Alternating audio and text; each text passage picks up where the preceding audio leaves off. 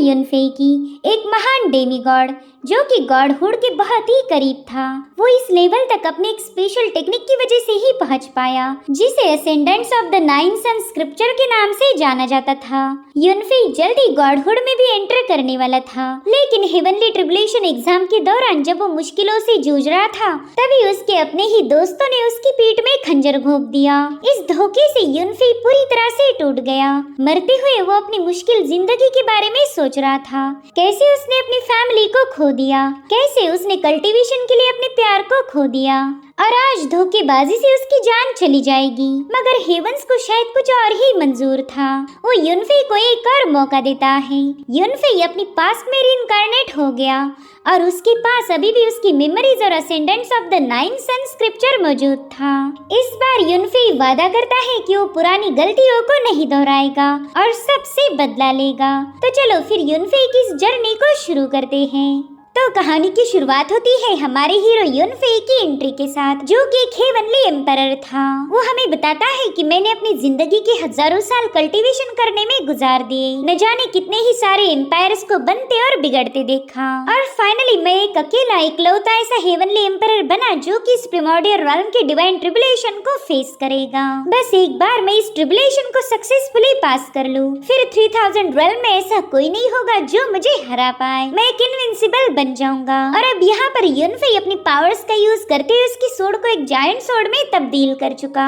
वहीं पर heavenly thunder भी उस पर अपनी स्ट्राइक हिट कर देता है, जिससे वहाँ पर एक जोरदार क्लैश होकर युनफे ने उस स्ट्राइक को डिस्ट्रॉय कर दिया। मीनवाइल हेवनली थंडर उस पर एक बार फिर से अटैक कर चुका, मगर युनफे इतना ज्यादा स्ट्रॉन्ग था कि वो बड़ी आसानी के साथ इस हमले को डिस्ट्रॉय कर देता है। यहाँ पर वो जोर जोर से हंसकर हेवन को ताना मारते हुए कहने लगा कि क्या यही तुम्हारी सो कॉल्ड डिवाइन ट्रिबुलेशन है? ऐसे तो तुम मुझे कभी सप्रेस नहीं कर पाओगे। तब तक ट्रिबुलेशन ने अपने थंडर से युनफे पर एक और हमला कर दिया, जिसे युनफे एक शील्ड फॉर्म करते हुए काउंटर करने लगा। यहाँ पर हेवन के लिए युनफे को सप्रेस करना काफी ज्यादा मुश्किल हो गया था, इसलिए हेवन ने अपने एक आर्टिफैक्ट को नीचे की तरफ पुश कर दिया, जो देख युनफे ने अपनी नाइन सन स्क्रिप्चर क्यास रीइंकार्नेशन की इन यांग रिवर्सल टेक्निक को एक्टिवेट कर दिया था। यहाँ पर हमें एक जोरदार क्लैश दिखाया जाता है। ये हेवन की तरफ से लास्ट अटेम्प्ट होने की वजह से वो युनफे को सप्रेस करने की पूरी कोशिश कर रहा था। उसने अपने थंडर ड्रैगन को भी वहाँ पर समन कर लिया, क्योंकि हेवन जब भी परीक्षा लेता है वो अपनी परीक्षा में कोई कसर बाकी नहीं रखता।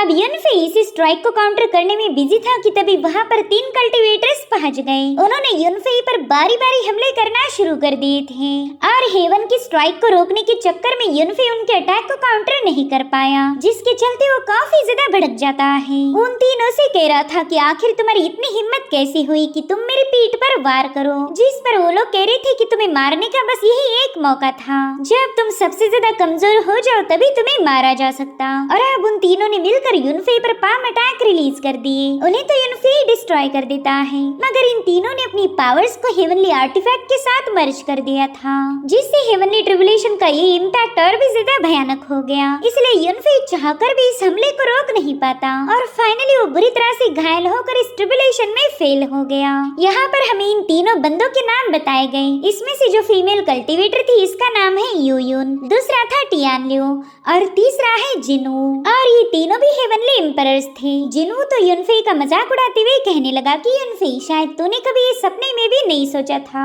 कि इस तरह से तेरा अंत होगा। बस अब कुछ ही देर में तू हेवन छोड़कर जहन्नम के लिए रवाना हो जाएगा। यहाँ पर युनफे इन तीनों को देखकर काफी ज्यादा हैरान था। वो कहने लगा कि मैंने तो हमेशा तुम्हें अपना दोस्त माना, फिर तुमने मेरे साथ गद्दारी क्यों की? जिस पर यूयुन जवाब देते हुए बताने लगी कि इस दुनिया में स्पिरिचुअल एनर्जी ज्यादा मात्रा में मौजूद नहीं, और साथ ही गॉड्स की पोजीशन भी लिमिटेड है। अगर तुम इस ट्रिबुलेशन को सक्सेसफुली पूरा करते तो तुम एक गॉड बन जाते, और फिर हम तीनों का गॉड बनने का सपना पूरी तरह से टूट जाता।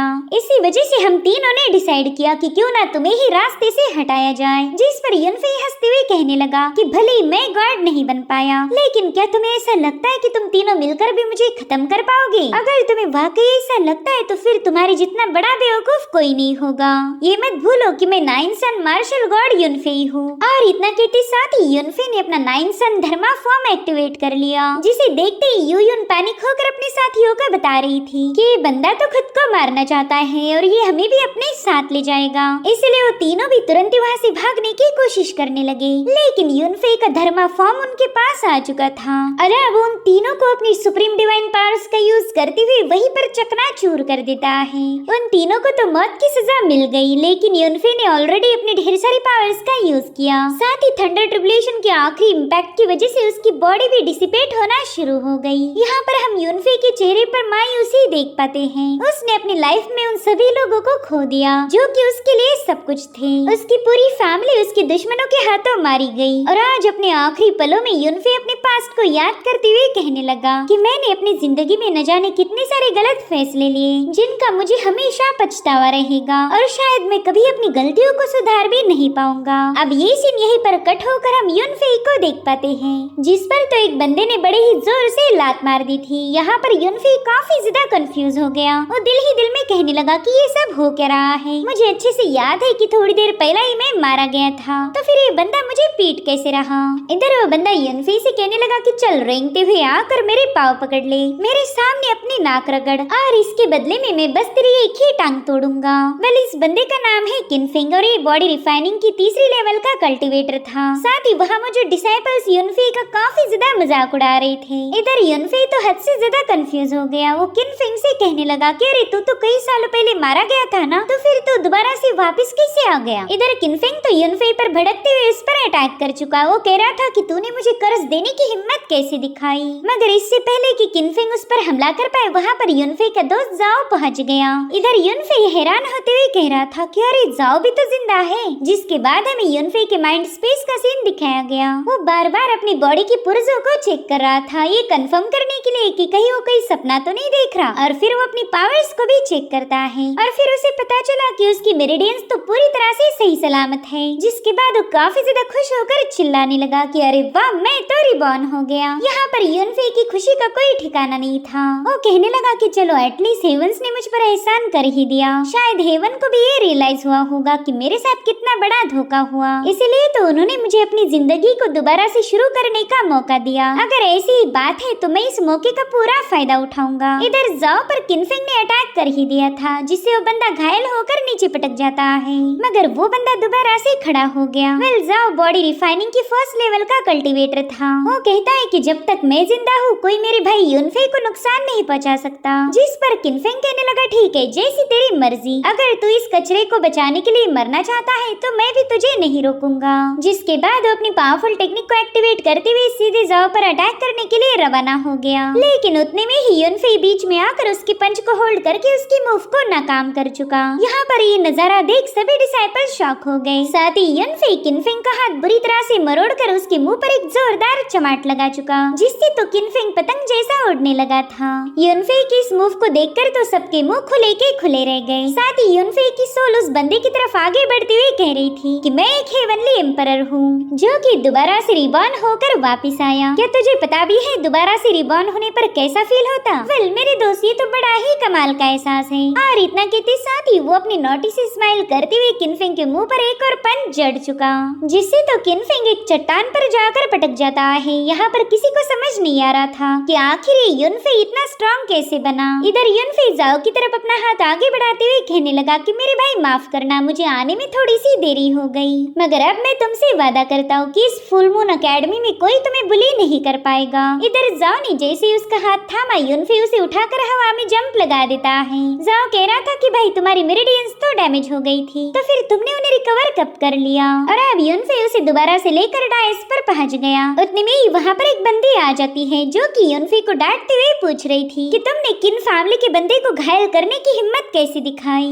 उसे देखते साथ ही यूनफे को पास्ट की बातें याद आने लगी। इस बंदी ने उसे काफी ज्यादा जलील किया था, उसे घायल करके सबके सामने ये बताया कि अब तुम किसी काम के नहीं रहे, मेरे साथ शादी करने की तो तुम्हारी औकात भी नहीं। वेल ये है शी फैमिली की शाओ। यूनफे सोच रहा था कि शायद हेवन ने मुझे समय में वापस इसलिए भेजा ताकि मैं इन सभी लोगों को सबक सिखा पाऊँ जिन्होंने मुझे और मेरी फैमिली को हर्ट किया था। वेल इन्हें तो फ्यूचर के बारे में पता नहीं, लेकिन मेरे पास है एडवांटेज होगा। मैं ऑलरेडी सब कुछ जानता हूँ कि यहाँ से आगे क्या होने वाला है। और उतने में ही शाओ ने उस पर एंगेजमेंट का कॉन्ट्रैक्ट दे मारा, जो देख यूनफे का फॉर्म अपने माइंड स्पेस में कहने लगा कि अरे हाँ, इस मेमोरी को मैं कैसे भूल सकता हूँ। इस बंदी ने तो वही घिसी पिटी सगाई तोड़ने वाली चाल चली थी, मगर इस बार अंजाम थोड़ा सा अलग होगा। इसलिए वो शाओ से पूछने लगा कि क्या तुम वाकई इस एंगेजमेंट को ब्रेक करना चाहती हो? देखो अभी भी वक्त है, एक बार फिर से सोच लो। जिस पर शाओ कहने लगी कि भला इसमें सोचने वाली क्या बात है, पहले तो मुझे लगा था कि तुम एक जीनियस हो जिसके साथ रह के मेरी भी रेपुटेशन बढ़ जाएगी,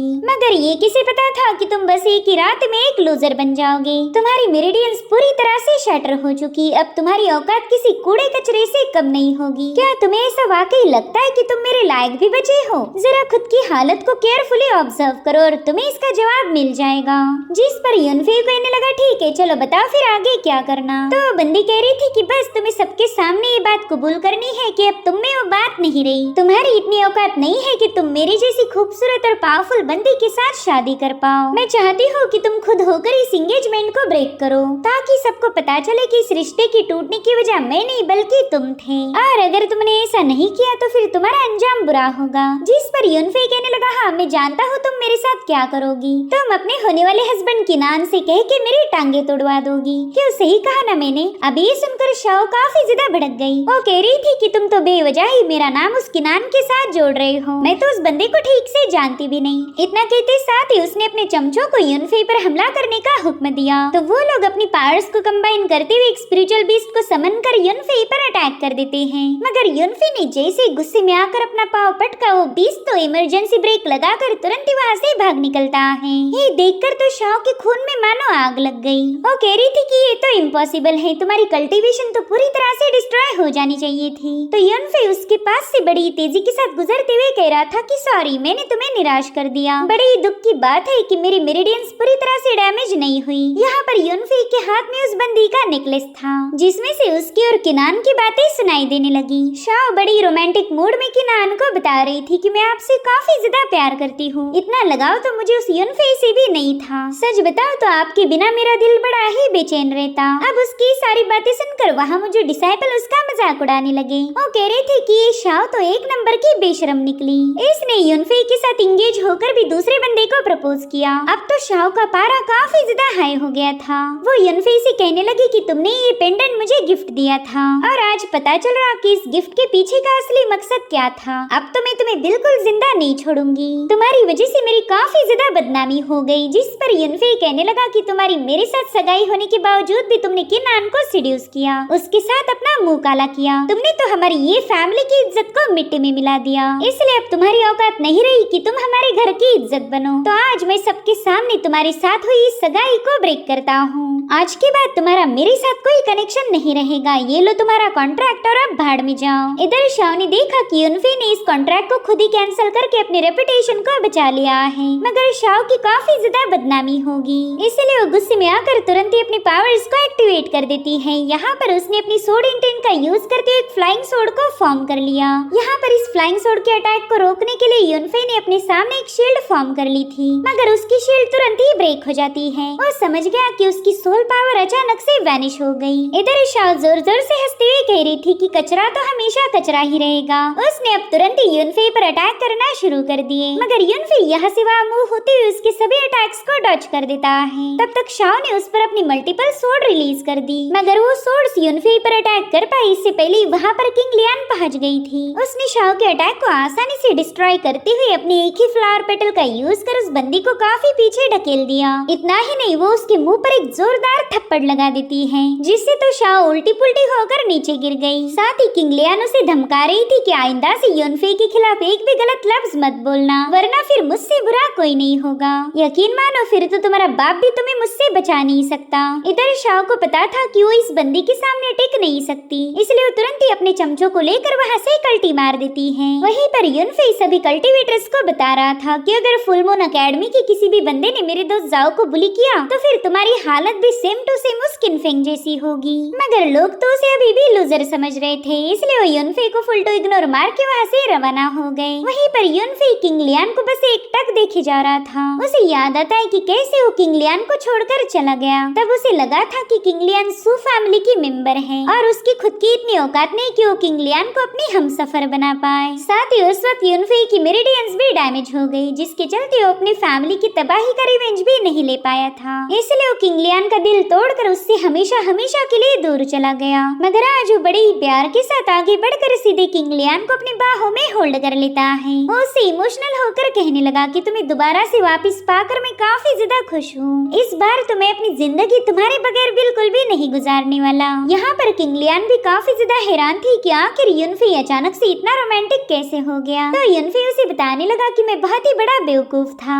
जो तुम्हारी फीलिंग्स को समझ ही नहीं पाया। वेल यहाँ पर यूनफेई ये भूल गया था कि अभी तक तो इन दोनों में प्यार का इजहार भी नहीं हुआ, इसलिए किंग लियान काफी ज्यादा ब्लश करते हुए उससे दूर हट गई। मगर उन दोनों को भी पता था कि उनकी एक दूसरे को लेकर म्यूचुअल फीलिंग्स थी, इसलिए अभी दोनों किस करने वाले थे कि तभी जाओ कबाब में हड्डी बन गया। उसे देखते साथ ही दोनों तो तुरंत ही दूर हट जाते हैं। जाओ के वहाँ होने की वजह से इन दोनों को काफी ज्यादा ऑकवर्ड फील हो रहा था। उतने में ही किंग लियान यूनफेई को white Z pure lotus elixir gift करती है, जो कि उसके क्लैन के एल्डर ने बनाया था। वो यूनफेई से कहने लगे कि इस एलिक्सर को कंज्यूम करके खुद को हील करो, साथ ही मैं तुम्हारे लिए कुछ और एलिक्सर्स को भी अरेंज करती हूँ जिससे तुम्हारी इंजरी पूरी तरह से हील हो जाएगी। और इतना कहते साथ ही किंग लियान वहाँ से रवाना हो गई। इधर जाओ को तो काफी ज्यादा टेंशन आ रहा था। वो यूनफेई से कहता है कि मेरे भाई अब तो किन और शी फैमिली इस बेइज्जती का बदला जरूर लेगी। मैं नहीं चाहता कि तुम दोबारा से घायल हो जाओ, इसलिए जल्दी से यहाँ से कहीं दूर चले जाओ और अपनी इंजरीज को हील करके ही वापस आना। तब तक मैं उन लोगों को रोक लूंगा। वो ज्यादा से ज्यादा बस मेरे हाथ पाँव तोड़ेंगे, लेकिन कोई मसला नहीं, मेरे पास स्ट्रॉन्ग फाउंडेशन है तो मेरी इंजरीज काफी तेजी के साथ हील हो जाएगी। जिस पर यूनफेई कहने लगा कि शी और किन क्लैन ने अगर मेरे ये क्लैन के खिलाफ साजिश नहीं रची होती तो शायद मैं उन्हें बख्श देता, मगर अब तो माफी का सवाल ही पैदा नहीं होता।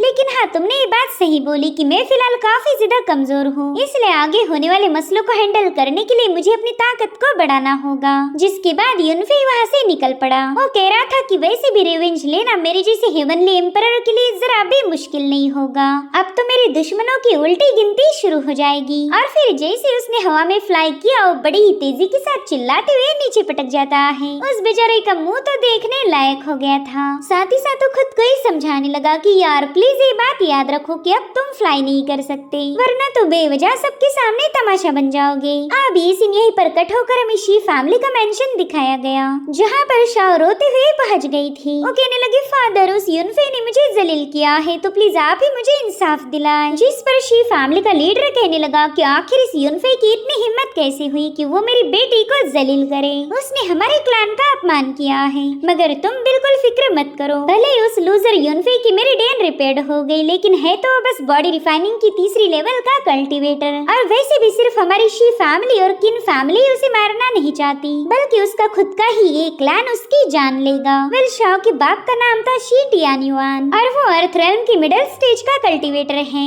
अब ये सीन यहीं पर कट होकर हमें वॉशरूम दिखाया गया, जहाँ पर यूनफेई छुपकर बैठा हुआ था। वो सोच रहा था कि चलो ये तो अच्छा हुआ कि मुझे नीचे गिरते हुए बस जाओ ने देखा, अगर कोई और देख लेता तो फिर मेरी इज्जत की धज्जियां उड़नी थी। खैर मुझे एक बात समझ नहीं आ रही कि मैं दोबारा से रिबॉर्न कैसे हो गया। कहीं ये मेरे 9 सन स्क्रिप्चर का तो कमाल नहीं है। चलो देखते हैं चेक करने में क्या ही जा रहा। इसलिए तुरंत ही 9 सन स्क्रिप्चर को एक्टिवेट कर देता है और इसमें हेवन एम्परर की सोल पावर मौजूद थी। यूनफेई सोच रहा था कि रिबॉर्न होने की वजह से मैं एम्परर सोल की पावर का यूज नहीं कर पाऊंगा, क्योंकि मेरी फिजिकल बॉडी काफी ज्यादा कमजोर है, जिसके चलते एम्परर सोल की पावर्स को कंट्रोल नहीं कर पाएगी। इसलिए अब मुझे कोई और जुगाड़ करना होगा ताकि सोल पावर का इस्तेमाल हो जाए। इसलिए वो 9 सन इल्यूमिनेट द हेवंस को एक्टिवेट कर देता है, जिससे वहाँ पर काफी स्ट्रॉन्ग आरा रिलीज होने लगी। अब साइड वाले वॉशरूम में जो बंदा बैठा हुआ था उसे भी अपनी तशरीफ पर गुदगुदी और चिलिंग सेंसेशन महसूस होने लगे और उतने में वहाँ पर एक जोरदार ब्लास्ट होकर सारा वॉशरूम एरिया ही डिस्ट्रॉय हो गया।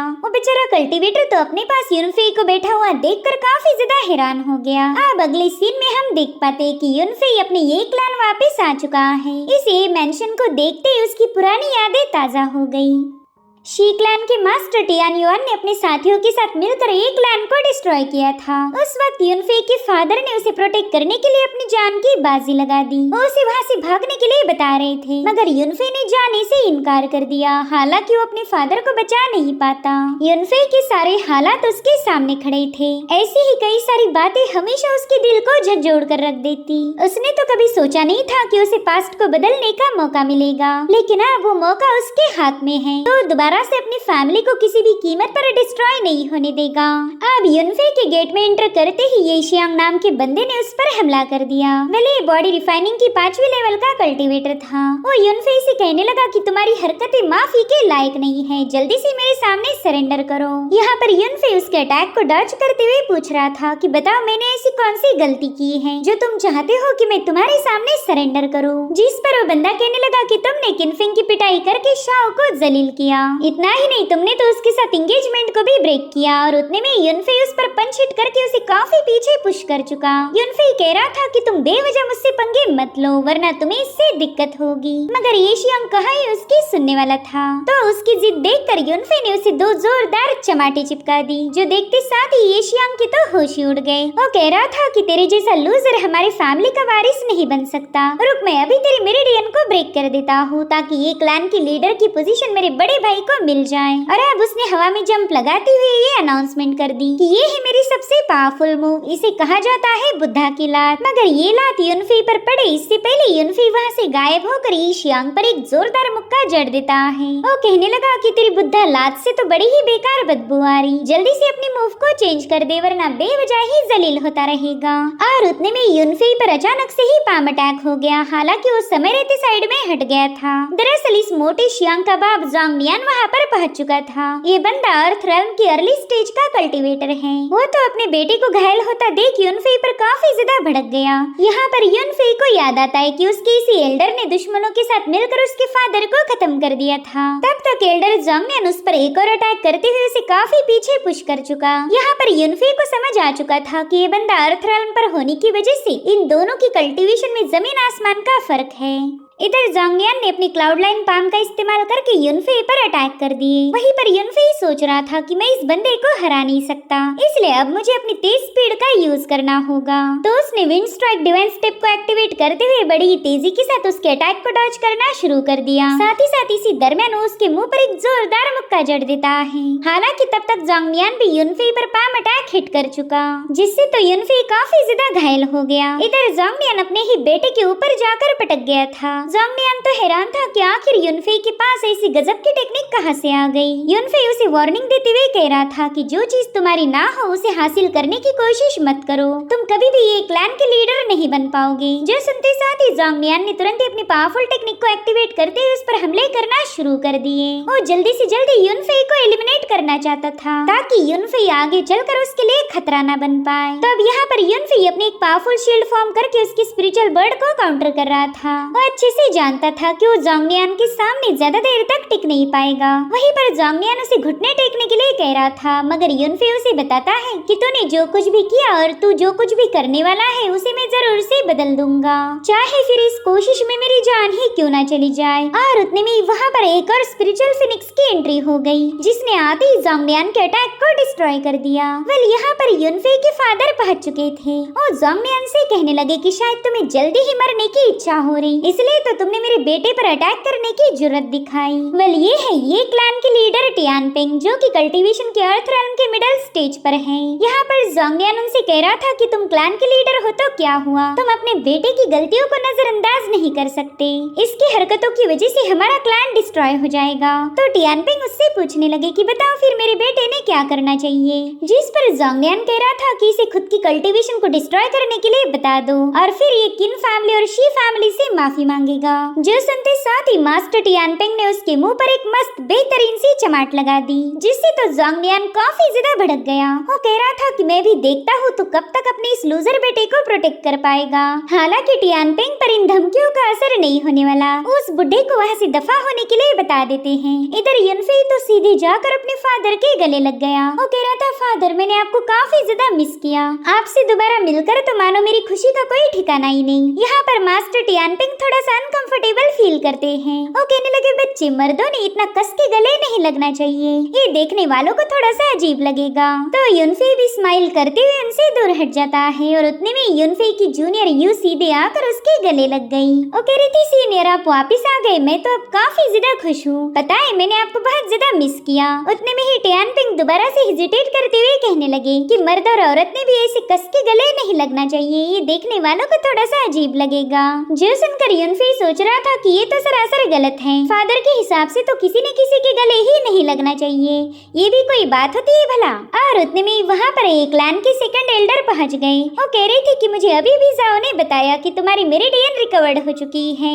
ये सुनकर मास्टर टियानपिंग काफी ज्यादा खुश हो गए। युनफे कहते हैं हाँ बिल्कुल, मुझे अब कोई भी यूजलेस नहीं बोल सकता। मास्टर टियानपिंग की तो मानो खुशी का कोई ठिकाना ही नहीं था। साथ ही वहाँ पर हम येफान और ये शुई को देख पाते हैं जो कि युनफे के काफी अच्छे दोस्त थे।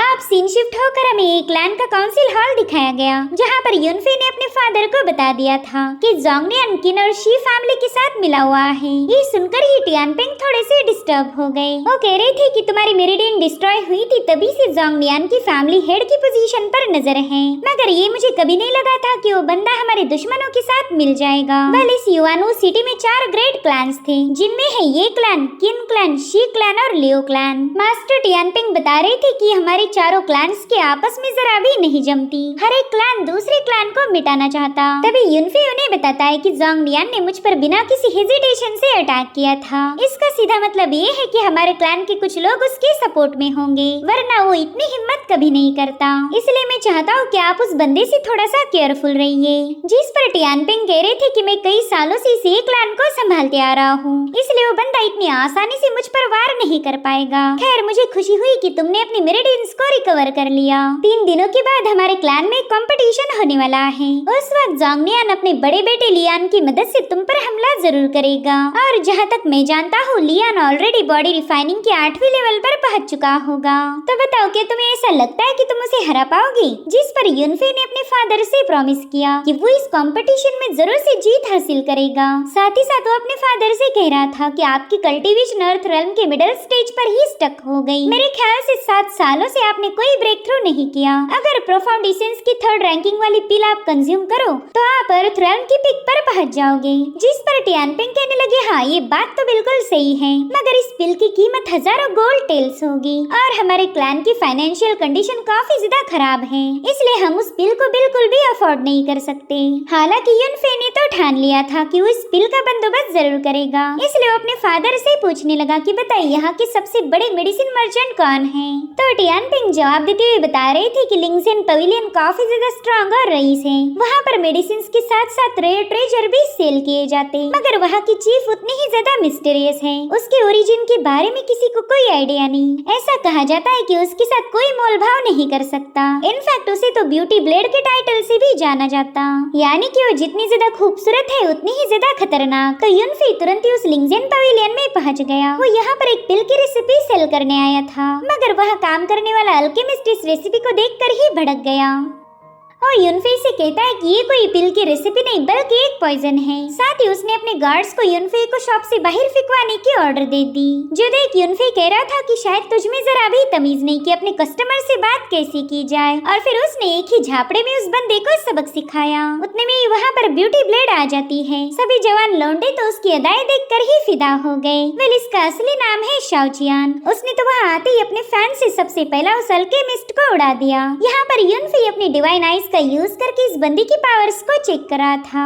और तभी उसने नोटिस किया कि इस बंदी की बॉडी पर तो ढेर सारी ओल्ड इंजुरीज हैं, इससे तो मैं आराम से निपट लूंगा। यहाँ पर शाओचियान ने पवेलियन में मौजूद सभी कस्टमर्स को भगा दिया था ताकि वो युनफे से प्राइवेटली हिसाब ले सके। यहाँ पर युनफे उससे कह रहा था कि मैंने तो आपकी काफी सारी तारीफें सुनी, ऐसा कहा जाता है कि आपकी हर एक स्ट्राइक से बहुत ही खतरनाक पॉइजन रिलीज होता, जो भी बंदा आपके हाथों घायल हो जाए मौत के अलावा फिर उसके पास और कोई ऑप्शन नहीं। जिस पर शाओचियान कह रही थी कि तुम तो मस्का मारने में माहिर हो, लेकिन मेरी तारीफें करके यहाँ के डैमेज की भरपाई नहीं होगी। तो चलो फिर जल्दी से 3321 टेल्स पे करो। बताओ फिर कैश दोगे या फिर क्रेडिट? जिस पर युनफे कह रहा था माफ कीजिएगा, मैं अपना बटवा घर पर ही भूला गया। वहीं पर शाओचियान समझ गई कि ये बंदा तो काफी ज्यादा टेढ़ा है, ये तो बिना मार खाए उसकी बात नहीं मानेगा, इसलिए तुरंत ही उस पर अटैक करने की कोशिश करने लगी। मगर युनफे उसके हर एक अटैक से बचते हुए उसके अलग अलग एक्यूपॉइंट्स को अपनी एनर्जी से टेम्पर करने लगा। तब तक वहाँ पर मास्टर हुआंग भी पहुँच चुका था। उसे लगता है कि शायद युनफे उसकी मिस पर हमला कर रहा है,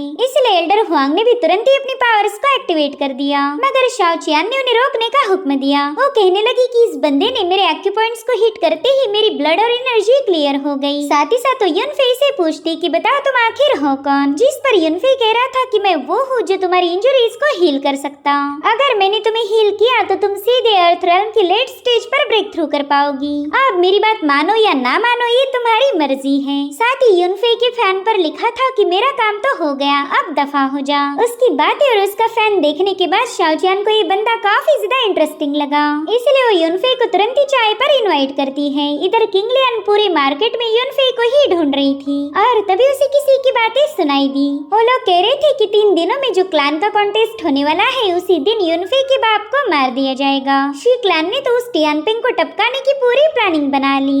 इधर युनफे को स्नोपिक नाम की एक फेमस चाय पिलाकर खुश कर दिया गया, जिसके बाद शाओचियान सीधे मुद्दे पर आ जाती है। वो युनफे से कह रही थी कि बताओ क्या तुम मेरी इंजरीज को हील कर सकते हो? जिस पर युनफे कह रहा था हाँ बिल्कुल, लेकिन पहले आप मेरी इस पिल की रेसिपी को चेक कीजिए। तो मास्टर हुआंग तुरंत ही उस रेसिपी को पढ़ने लगे। उसमें लिखे गए इंग्रेडिएंट्स और उनके प्रोपोर्शंस देखकर तो उन्होंने युनफे की तारीफों की पुल बांधना शुरू कर दिए। वो बताते हैं कि ये पिल तो किसी भी कल्टीवेटर के फाउंडेशन को सॉलिड बना सकती, इनफैक्ट ये किसी रेयर ट्रेजर से बिल्कुल भी कम नहीं। जिस पर युनफे बता रहा था कि मैंने इसे माइनर लियो के लिए नाम दिया। ये कल्टीवेटर की बॉडी से टॉक्सिन्स को हटाने की भी काबिलियत रखती है और अगर इसे लिंगजेन पवेलियन में बेचा गया तो आपका पवेलियन ढेर सारा प्रॉफिट बनाएगा। तो इस पिल के रेसिपी के बदले में आपको बस मेरी कंडीशन को एक्सेप्ट करना पड़ेगा। इस पिल से आप जितना भी प्रॉफिट बनाओगी मुझे उसका 50% देना होगा। तो शाओचियान ने तुरंत ही उसके डील को एक्सेप्ट कर लिया। वो कह रही थी कि हर महीने माइनर लियो पिल से हम जितना भी प्रॉफिट बनाएंगे उसका आधा हिस्सा तुम्हें भेज दिया जाएगा।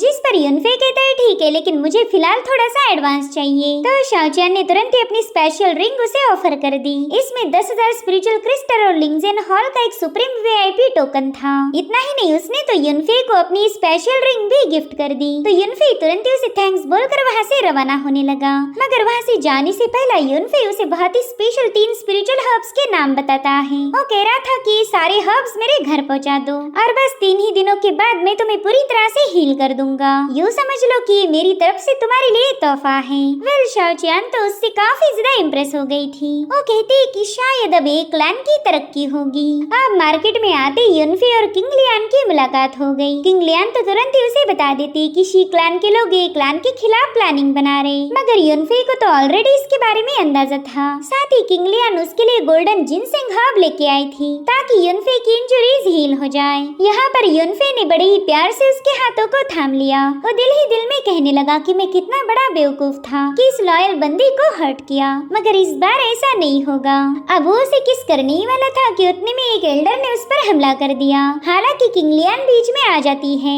वेल ये है मास्टर रॉन्ग और उन्हें बिल्कुल अच्छा नहीं लगा कि युनफे उनकी किंग लियान के करीब आ रहा। हालांकि रॉन्ग समझ गई थी कि ये लड़की युनफे को पसंद करने लगी। अब तो इन दोनों को बर्बाद होने से कोई नहीं रोक सकता।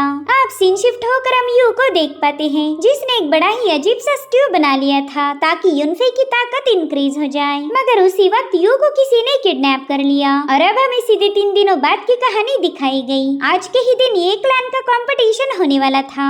यहाँ पर एक क्लैन के सभी एल्डर्स मौजूद थे। वो कहते कि 3 सालों पहले युनफे ने काफी अच्छा परफॉर्म किया था, मगर उसके बाद युनफे की मेरिडियंस डैमेज हो गई। पता नहीं वो इस साल कैसे परफॉर्म करेगा।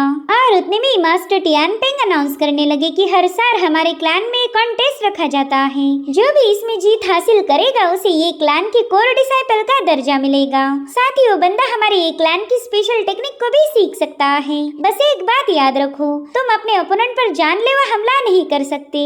एक फ्रेंडली ड्यूल होनी चाहिए। आफ्टर ऑल हम सब एक ही फैमिली के मेंबर हैं। जिसके बाद इस कॉन्टेस्ट को तुरंत ही स्टार्ट कर दिया गया। सबसे पहला तो शियांग ही अरीना में कूद गया। डिसाइपल्स कह रहे थे कि शियांग दिन ब दिन काफी ज्यादा एरोगेंट होता जा रहा, पता नहीं इसे किस बात का इतना घमंड है। वहीं पर एफान तुरंत ही शियांग का मुकाबला करने आ जाता है। वह ये बंदा बॉडी रिफाइनिंग की 5वीं लेवल का कल्टीवेटर था।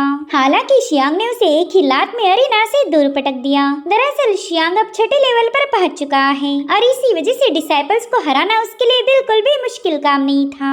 वहीं पर जो एल्डर्स जोंगलियान के सपोर्ट में थे वो खुश होते हुए कहने लगे कि हमने शियांग के लिए स्पेशल रिसोर्सेस अरेंज करने चाहिए। ये बंदा तो काफी ज्यादा टैलेंटेड है। शियांग की तारीफें सुनकर जोंगलियान भी खुश हो गया। वो कह रहा था कि भले ही मेरे बेटे के पास कोई स्पेशल टैलेंट नहीं, मगर वो उस लूजर युनफेई से तो 1000 गुना ज्यादा अच्छा है। जिस पर टियानपिंग गुस्से में जवाब देते हुए कहने लगे कि युनफेई की मेरिडियंस रिपेयर्ड हो चुकी, बस कुछ टाइम बाद ही वो काफी अच्छे से प्रोग्रेस करेगा।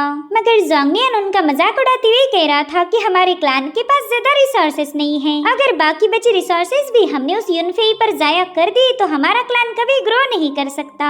यहाँ पर टियानपिंग को गुस्सा तो बहता रहा था, मगर उन्होंने देखा कि कुछ एल्डर्स जोंगलियान की बात को सपोर्ट कर रहे। वो कह रहे थे कि सालों पहले ही तुम्हारे बेटे की पावर्स डिस्ट्रॉय हो गई। इनफैक्ट वो तो अब एक क्लैन के लीडर की पोजीशन को भी इनहेरिट नहीं कर पाएगा। यहाँ पर बस सेकंड एल्डर ही मास्टर टियानपिंग के साथ थे। वो कहते हैं कि तुम सभी लोग जानबूझकर टियानपिंग और उसके बेटे को बुली कर रहे हो। मैं तुम्हारी इस बात से बिल्कुल भी सहमत नहीं, मगर कोई उनकी बात नहीं सुनता। इतना ही नहीं, ग्रैंड एल्डर ने अनाउंस कर दिया कि आज के मुकाबले में जो भी अल्टीमेट विनर होगा वही बंदा हमारे एक क्लैन को फ्यूचर में लीड करेगा। टियानपिंग उन्हें बता रहे थे कि मेरा बेटा युनफेई पूरी तरह से हील हो चुका, आप उसे इस तरह से बेदखल नहीं कर सकते। मगर ग्रैंड एल्डर के हिसाब से युनफेई बस एक लूजर था। वो कहने लगा कि अगर युनफेई को अपनी पोजीशन को बचाना है तो उसे सभी चैलेंजर्स को हराना पड़ेगा। हम उसके साथ कोई धोखेबाजी नहीं करने वाले। इधर सेकंड एल्डर तो ऑलरेडी बीमार थे, इसलिए टियानपिंग पूरी तरह से अकेले पड़ गए। वहीं पर जोंगलियान उनसे कहने लगा कि हमारे एक क्लैन को स्ट्रॉन्ग लीडर की जरूरत है। भले ही तुम हमारे लीडर हो, मगर एल्डर्स की यूनियन के खिलाफ तो तुम भी नहीं जा सकते।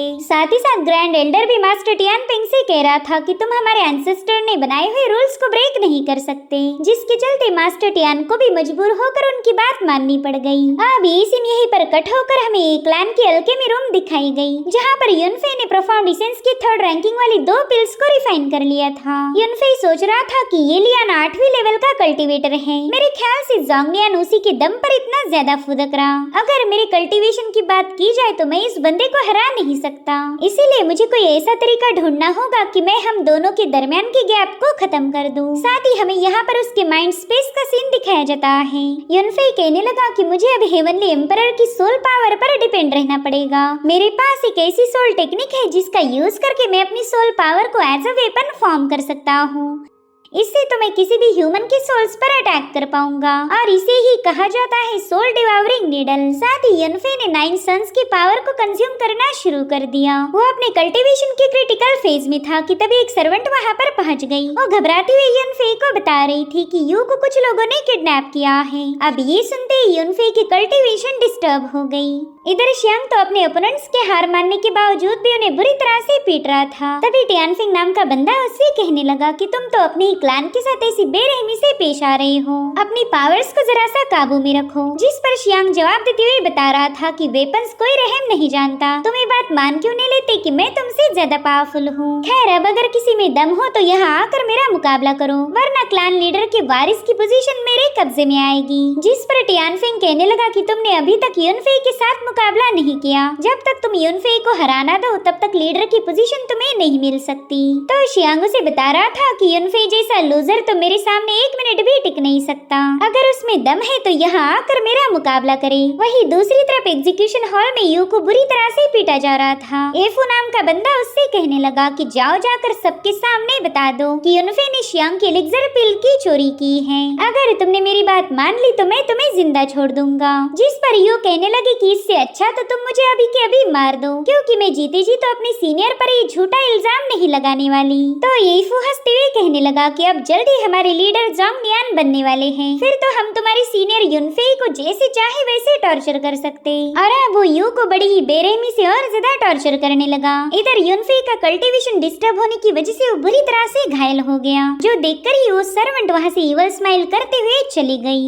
दरअसल ये सब जोंग नियान का प्लान था। तो बंदी उसे जाकर इशारा कर देती है कि अब युनफे काफी ज्यादा कमजोर हो चुका। जोंग नियान तो ये सुनकर काफी ज्यादा जोश में आ गया। वो मास्टर टियानपिंग से कह रहा था कि अगर तुम्हारे बेटे ने शियांग को चैलेंज नहीं किया तो वैसे भी वो अपनी पोजीशन को खो देगा और इसका जिम्मेदार होगा सिर्फ और सिर्फ युनफे।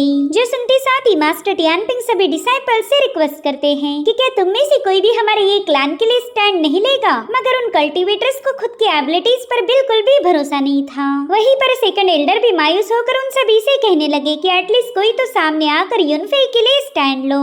इधर शियांग जोर जोर से हंसते हुए कहने लगा कि सिर्फ युनफे ही नहीं बल्कि तुम सब के सब लूजर हो, और उतने में शुई अरीना में कूद गई। भले 5वीं लेवल की कल्टीवेटर थी, यानी कि शियांग के मुकाबले एक लेवल कम। वो शियांग से कहने लगी कि हम सभी एक ही क्लैन के मेंबर्स हैं, तो हमने एक दूसरे को सपोर्ट करना चाहिए, इसलिए सबको यूं लूजर बोल के जलील करना बंद करो। मगर शियांग तो इतना ज्यादा घमंडी था कि क्या ही बताऊं। वो कहने लगा कि तू इतनी बड़ी बड़ी बातें मत फेंक, क्योंकि तू भी एक लूजर है। जिस पर शुई कहने लगी कि इस बात का पता तो तब लगेगा जब हमारी फाइट होगी। अब ये सुनते साथ ही शियांग ने उस पर हमले करना शुरू कर दिए, जिससे शुई सीधे घुटनों पर आ चुकी थी। वो कहने लगी कि तुमने तो रूडिमेंट्री सोड इंटेंट को मास्टर किया है, जो सुनकर ही सभी लोग हैरान थे। शियांग कहने लगा कि उस लूजर युनफे को हराने के लिए ही मैंने इतनी ज्यादा इम्प्रूवमेंट की थी। इधर शुई अपनी फ्रॉस्टिंग मूव का यूज करते हुए शियांग को ट्रैप करने की कोशिश करती है, मगर वो बंदा तुरंत ही उस आइस को ब्रेक करते हुए सीधे उसके शोल्डर में अपनी सोड पियर्स कर चुका। भले ही शुई घायल हो गई, मगर उसने अभी तक हार नहीं मानी थी। इधर शियांग देखता है कि उसके फेस पर एक हल्का सा स्क्रैच आ गया, मगर इसी से ही वो बंदा शुई को गालियां देते हुए सीधे अपना फाइनल अटैक करने के लिए आगे बढ़ने लगा। वो कॉन्टेस्ट के रूल्स को ब्रेक करके शुई को मारना चाहता था, मगर तभी वहाँ पर एक तूफान आया। हमारे हीरो युनफे की एंट्री हो चुकी थी। वो सबसे पहला तो शुई को अरीना से बाहर लेके आता है, साथ ही वो उसका शुक्रिया अदा करते हुए कहने लगा कि अब यहाँ से आगे मैं हैंडल करता हूँ। इधर जोंग नियान को समझ नहीं आ रहा था कि युनफे यहाँ पर आया कैसे। वहीं पर शियांग युनफे पर अटैक करने के लिए आगे बढ़ रहा था। वो कहने लगा कि आज मैं सबके सामने ये बात साबित कर दूंगा कि तू बस एक लूजर है, मगर युनफे तो तुरंत ही साइड में हटते हुए उसके मुंह पर एक जोरदार चमाट लगा चुका। अब वो हवा में फ्लाई कर ही रहा था कि तभी युनफे ने उस पर एक और चमाट जड़ दी, और फिर थोड़ी देर तक ये थप्पड़ों वाला सिलसिला ऐसा ही चलता रहा, जिसके बाद फाइनली शियांग को जमीन नसीब हुई। युनफे कह रहा था कि तू न जाने कब से ही मुझे लूजर कहता आ रहा, चल अब बता तू कौन है, तू तो लूजर से भी घटिया होगा। यहाँ पर शियांग तो उसकी आंखें देख के ही पैनिक हो गया। वो कह रहा था कि तू एक नंबर का सन के बंदा है, बिल्कुल मेरे करीब मत आना, और फिर वो डर के मारे वहीं पर बेहोश हो गया। यहाँ पर जोंग नियान कहने लगा कि युनफे तेरी कल्टीवेशन तो डिस्टर्ब हुई थी, जिस पर युनफे कहने लगा हाँ तूने मुझे इंटरप्ट करके मेरे मेरिडियंस को डैमेज करने की पूरी कोशिश की थी। ये तो अच्छा हुआ कि मैं पहले इसके लिए प्रिपेयर्ड था, लेकिन साले बुड्ढे तुझे तो डर्टी गेम्स खेलना काफी अच्छे से पता है। यहाँ पर युनफे ने अपने रन पावर को भी एक्टिवेट कर लिया। फिलहाल वो बॉडी रिफाइनिंग की तीसरे लेवल पर था। अब वो आगे बढ़ते हुए जोंग नियान से कह रहा था कि तू एक बात भूल गया कि इस दुनिया में शेर पे सवा शेर जरूर होता है।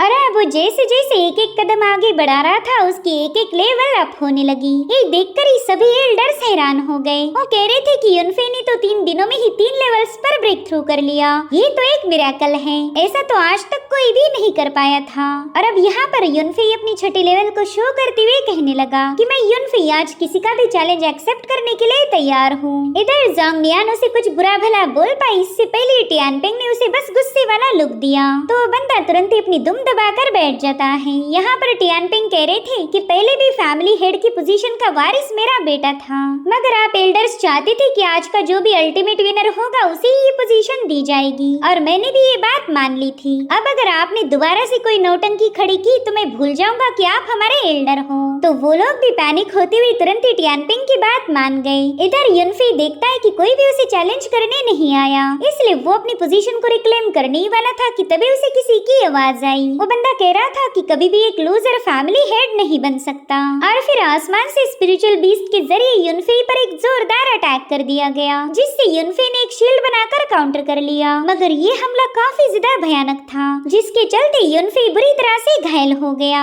यहाँ पर जोंगलियान के बड़े बेटे ये लियान की एंट्री हो गई थी। ये बंदा बॉडी रिफाइनिंग की 8वीं लेवल का कल्टीवेटर है। उसे देखकर ही टियानपेंग थोड़े से परेशान हो गए। वो एल्डर जोंगलियान से कहने लगे कि ये थी तुम्हारी असली चाल। वहीं पर लियान युनफेई से कह रहा था कि तूने मेरे छोटे भाई शियांग को घायल करके बहुत बड़ी गलती कर दी। अब तो मैं तेरी कल्टीवेशन को पूरी तरह से डैमेज कर दूंगा। जिसके बाद इन दोनों में जबरदस्त क्लैशेस होना शुरू हो गए। लियान युनफेई पर पूरी तरह से हावी हो चुका था और अब वो अपनी असली लेवल रिवील करता है। वेल असल में ये बंदा बॉडी रिफाइनिंग की 9वीं लेवल पर था, यानी कि युनफेई अब तो चाहकर भी इसे हरा नहीं पाएगा। वहीं पर लियान ने युनफेई पर अपनी सबसे powerful move wild lion roar का यूज करते हुए हल्ला बोल दिया, जिसके चलते युनफेई पर उसके ढेर सारे थंडर लायन आकर क्रश होने लगे थे। वहाँ रिलीज होने वाले स्लैशेस और थंडर को देखकर ही सभी लोग शॉक हो गए। इधर लियान कह रहा था कि मेरी 3rd ग्रेड वाली वाइल्ड लायन टेक्निक के सामने अच्छे भी टिक नहीं पाते। अब तो ये बात तय है कि तू बस 2 या 3 दिनों में मारा जाएगा। इधर जोंगलियान ने भी मास्टर टियानपेंग पर अटैक कर दिया, जिससे वो भी थोड़ा सा घायल हो गए। वो जोंगलियान से कहने लगे कि तुम तो अर्थ रेल्म की मिडिल स्टेज पर पहुंच चुके हो, जिस पर वो बंदा हंसते हुए कहने लगा कि हाँ बिल्कुल, और तुमने तो पिछले 7 सालों से कोई प्रोग्रेस नहीं की। इनफैक्ट तुमने तो बस एक यूजलेस बच्चे को पैदा किया, ना तुम किसी काम के हो और ना ही तुम्हारा वो बेटा, इसलिए जल्दी से अपनी पोजीशन को हैंड ओवर कर दो। यहाँ पर सेकंड एल्डर जोंगलियान पर भड़क गए। वो कहते हैं कि तुम इतनी आसानी के साथ लीडर की पोजीशन को हथिया नहीं सकते, ये फैसला तुम्हारे हाथ में तो बिल्कुल नहीं। मगर ग्रैंड एल्डर तो जोंगलियान के सपोर्ट में था। वो सेकंड एल्डर को बताने लगा कि जोंगलियान भी पावरफुल है और उसका बेटा भी, तो ये क्लैन उन्हीं के हवाले कर देना चाहिए। ये सब सुनकर तो जोंगलियान को और भी ज्यादा जोश आ गया। वो सभी डिसाइपल्स से कह रहा था कि जल्दी से अपने नए लीडर्स को ग्रीट करो, तो कई सारे कल्टीवेटर्स मजबूर होकर घुटनों पर आ गए। वहीं पर जोंगलियान ईवल तरीके से हंसते हुए कहने लगा कि आज के बाद ये क्लैन मेरा हुआ। और उतने में युनफेई तालियां बजाते हुए उसके सामने आ गया। वो कह रहा था वाह तुम्हारी नौटंकी तो कमाल की थी। सभी कल्टीवेटर्स उसे महफूज देखकर हैरान थे। युनफेई बता रहा था कि मैंने घायल होने का नाटक इसलिए किया ताकि ये जोंगलियान अपने असली रंग दिखा पाए। इधर लियान को तो अपनी आंखों पर यकीन ही नहीं हो रहा था। वो सोचता है कि आखिर ये बंदा उसके डेडली मूव से कैसे बच गया। इसीलिए वो तुरंत ही अपने ढेर सारे सोर्ड्स क्रिएट करते हुए युनफेई पर अटैक कर देता है। यहाँ पर युनफेई काफी तेजी के साथ यहाँ से वहाँ मूव होकर उसके हर एक अटैक को डॉज करने लगा। विंड स्ट्राइक डिवाइन स्टेप एक गजब की टेक्निक थी, जिसका यूज करने से ही लियान की एक तलवार भी उसे हिट नहीं हो पाई, जिसके चलते थोड़ी देर में वो बंदा एग्जॉस्ट होकर रुक गया। और अब अटैक करने की बारी थी युनफेई की। वो लियान की सोड को आवाज देते हुए कह रहा था कि जल्दी से मेरे पास आ जा, तो लियान की तलवार भी तुरंत ही उसका हुक्म मान लेती है और अब उसी का यूज करते हुए उस बंदे पर कई सारे सोड अटैक रिलीज कर देता है। लियान की बॉडी पर तो हजारों स्ट्राइक्स हिट हो गई, जिसके चलते वो बंदा घायल हो चुका। और अब फाइनली युनफेई की तलवार उसके माथे के पास आकर रुक जाती है। इस नजारे को देखकर तो सभी के होश उड़ गए। टियानपेंग के लिए एक प्राउड मोमेंट था। वो कहने लगे कि मेरे बेटे ने तो ट्रू स्वॉर्ड इंटेंट को मास्टर कर लिया। इधर लियार घुटनों पर तो आ गया, मगर उसकी ईगो पर चोट लगी थी, इसलिए वो अपनी शुरिकन ब्लेड से युनफेई की पीठ पर वार कर चुका। वो कह रहा था कि तेरे जैसा लूजर मुझे हरा नहीं सकता, मैं ही इस मुकाबले का फाइनल विनर बनूंगा। मगर तभी उसकी शुरिकन ब्लेड को युनफेई की सोल डिवावरिंग नीडल ने काउंटर कर लिया। साथ ही युनफेई कह रहा था कि मैं चाहता तो तुझे मार देता, मगर मैंने ऐसा नहीं किया क्योंकि तू हमारे क्लैन का हिस्सा है। मगर मुझे लगा ही नहीं था कि तू इतना ज्यादा ईवल होगा। अब तो मैं तुझे बिल्कुल भी जिंदा नहीं छोड़ सकता। और फिर युनफेई की सोल डिवावरिंग नीडल सीधे लियान के माथे के आर पार घुसकर उसका काम तमाम कर चुकी। इधर जोंगलियान कुछ चिल्ला पाई इससे पहले युनफेई उसके सामने आकर धमक गया। वो उससे कहता है कि तूने यू को किडनैप करके उसे काफी ज्यादा टॉर्चर करवाया, इसलिए अब तेरे से भी हिसाब लेना ही पड़ेगा। जो भी मेरे लोगों पर उंगली उठाएगा वो मारा जाएगा। जानकारी ना दिखाया गया, जहाँ पर मास्टर जोंगलियान युनफेई पर काफी ज्यादा गुस्सा हो गया था। दरअसल युनफेई ने इस एल्डर पर गद्दारी का इल्जाम लगाया था और इसी वजह से इसके खून में आग लग गई। वो कहता है कि मैं जोंगलियान हूँ और आज तक मैंने अपने क्लैन को कभी धोखा नहीं दिया। जिस पर युनफेई कह रहा था कि तुमने सभी एल्डर्स को भड़काया ताकि क्लैन का कंपटीशन एक बैटल ग्राउंड बन जाए। यहाँ पर तुम कोई कॉन्टेस्ट करना नहीं चाहते थे, बल्कि तुमने तो इस जगह को पूरी तरह से बैटल ग्राउंड में तब्दील कर दिया ताकि तुम मेरे फादर की पोजीशन को हथिया सको। इससे भी तुम्हारा दिल नहीं भरा तो तुमने यू को किडनैप कर लिया और फिर उसकी खबर अपनी सर्वेंट के जरिए मुझ तक पहुंचा दी ताकि मेरी कल्टीवेशन डिस्ट्रॉय होकर मेरे इनर डीमंस मुझ पर कब्जा कर ले। अगर तुम अपने प्लान में कामयाब हो जाती तो शायद इस बैटल में मैं कभी हिस्सा नहीं ले पाता और तुम्हें आसानी से क्लैन के लीडर की पोजीशन मिल जाती। अब तुम बताओ, इतनी सारी हरकतें करने के बाद तुम खुद को ईमानदार कैसे बोल सकते? वहीं पर सभी एल्डर्स को जब जोंगलियान की प्लानिंग के बारे में पता चला तो वो उससे काफी ज्यादा डिसअपॉइंट हो गए। ये सब देखकर तो जोंगलियान का गुस्सा तीसरे आसमान पर पहुंच गया था। वो युनफे से कहने लगा कि तुम मुझ पर झूठे इल्जाम लगा रहे हो, जिस पर युनफे बता रहा था कि मैं बिना सबूत के कभी कोई एक्शन नहीं लेता। तूने जो कुछ भी किया है वो मैं सबके सामने साबित कर दूंगा। और उतने में वहाँ पर युनफे के दोस्त पहुँच गए। जाओ उस सर्वेंट को लेके आया था जिसने युनफे के कल्टीवेशन को डिस्टर्ब करने की कोशिश की थी। यहाँ पर वो बंदी सभी एल्डर्स और युनफे से माफी मांगने लगी। वो कह रही थी कि मुझसे बहुत बड़ी गलती हो गई जो मैंने एल्डर जोंगलियान का साथ दिया। इन्हीं के ऑर्डर पर मैंने युनफे की कल्टीवेशन को डिस्टर्ब किया था। हालांकि जोंगलियान तो अपनी गलती को मानने के लिए बिल्कुल भी तैयार नहीं था। तो युनफे कहने लगा कि मैं तो ऑलरेडी तुम्हारे जाल में फंसने वाला था। ये तो अच्छा हुआ कि मैंने सोच समझकर फैसला लिया, वरना मेरी जिंदगी तो तुम्हारी वजह से रुइन हो जाती। और अब हमें थोड़ी देर पहला की कहानी दिखाई जाती है जहाँ पर यू को एग्जीक्यूशन हॉल में बुरी तरह से टॉर्चर किया जा रहा था।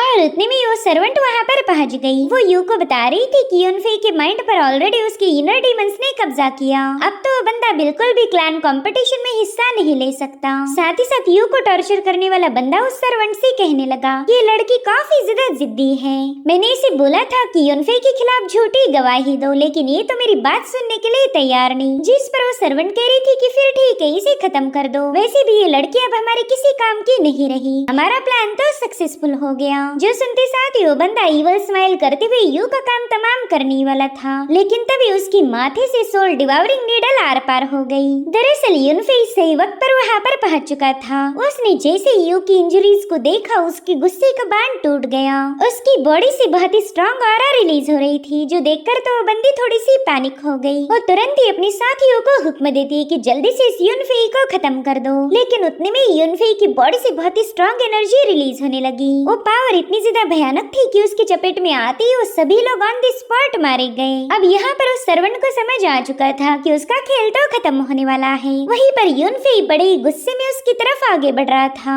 तो बंदी तुरंत ही उसके सामने रहम की भीख मांगने लगी। लेकिन युनफे ने अपनी ऑरा का यूज करते हुए उसे वहीं पर बेहोश कर दिया। तब तक युनफे का दोस्त जाओ भी वहाँ पर पहुँच चुका था। वो तो यू की ऐसी हालत देखकर ही उस सर्वेंट को मारने वाला था। हालांकि युनफे ने उसे रोक लिया। वो कह रहा था कि ये सर्वेंट हमारे काम आएगी। अरे अब कहानी दोबारा से प्रेजेंट टाइम में आ जाती है। यहाँ पर युनफे जोंगलियान से कहने लगा कि शायद तुमने ये उम्मीद नहीं की थी कि मैं टेम्पररी बेसिस पर अपनी पावर्स को बूस्ट कर सकता हूँ। तुम्हें तो लगा था कि इनर डीमंस मेरी बॉडी पर कब्जा कर लेंगे, लेकिन यहाँ पर तुम्हारा अंदाजा गलत निकला। सिर्फ इतना ही नहीं, तुम्हारा तो एक और अंदाजा फेल हुआ। तुम्हें लगा नहीं था कि एग्जीक्यूशन हॉल के असासिन्स को मैं एक ही झटके में मार पाऊंगा।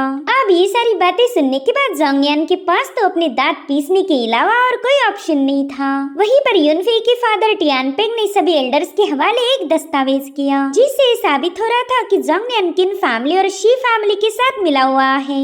इस बंदे ने हमारे एक क्लैन के ढेर सारे स्पिरिचुअल हर्ब्स और रिसोर्सेज को चुरा लिया था। जिस पर जोंगलियान कह रहा था कि अगर मैंने चोरी भी की तो क्या गलत किया, ये सब तो मैंने बस हमारे एक क्लैन की भलाई के लिए किया।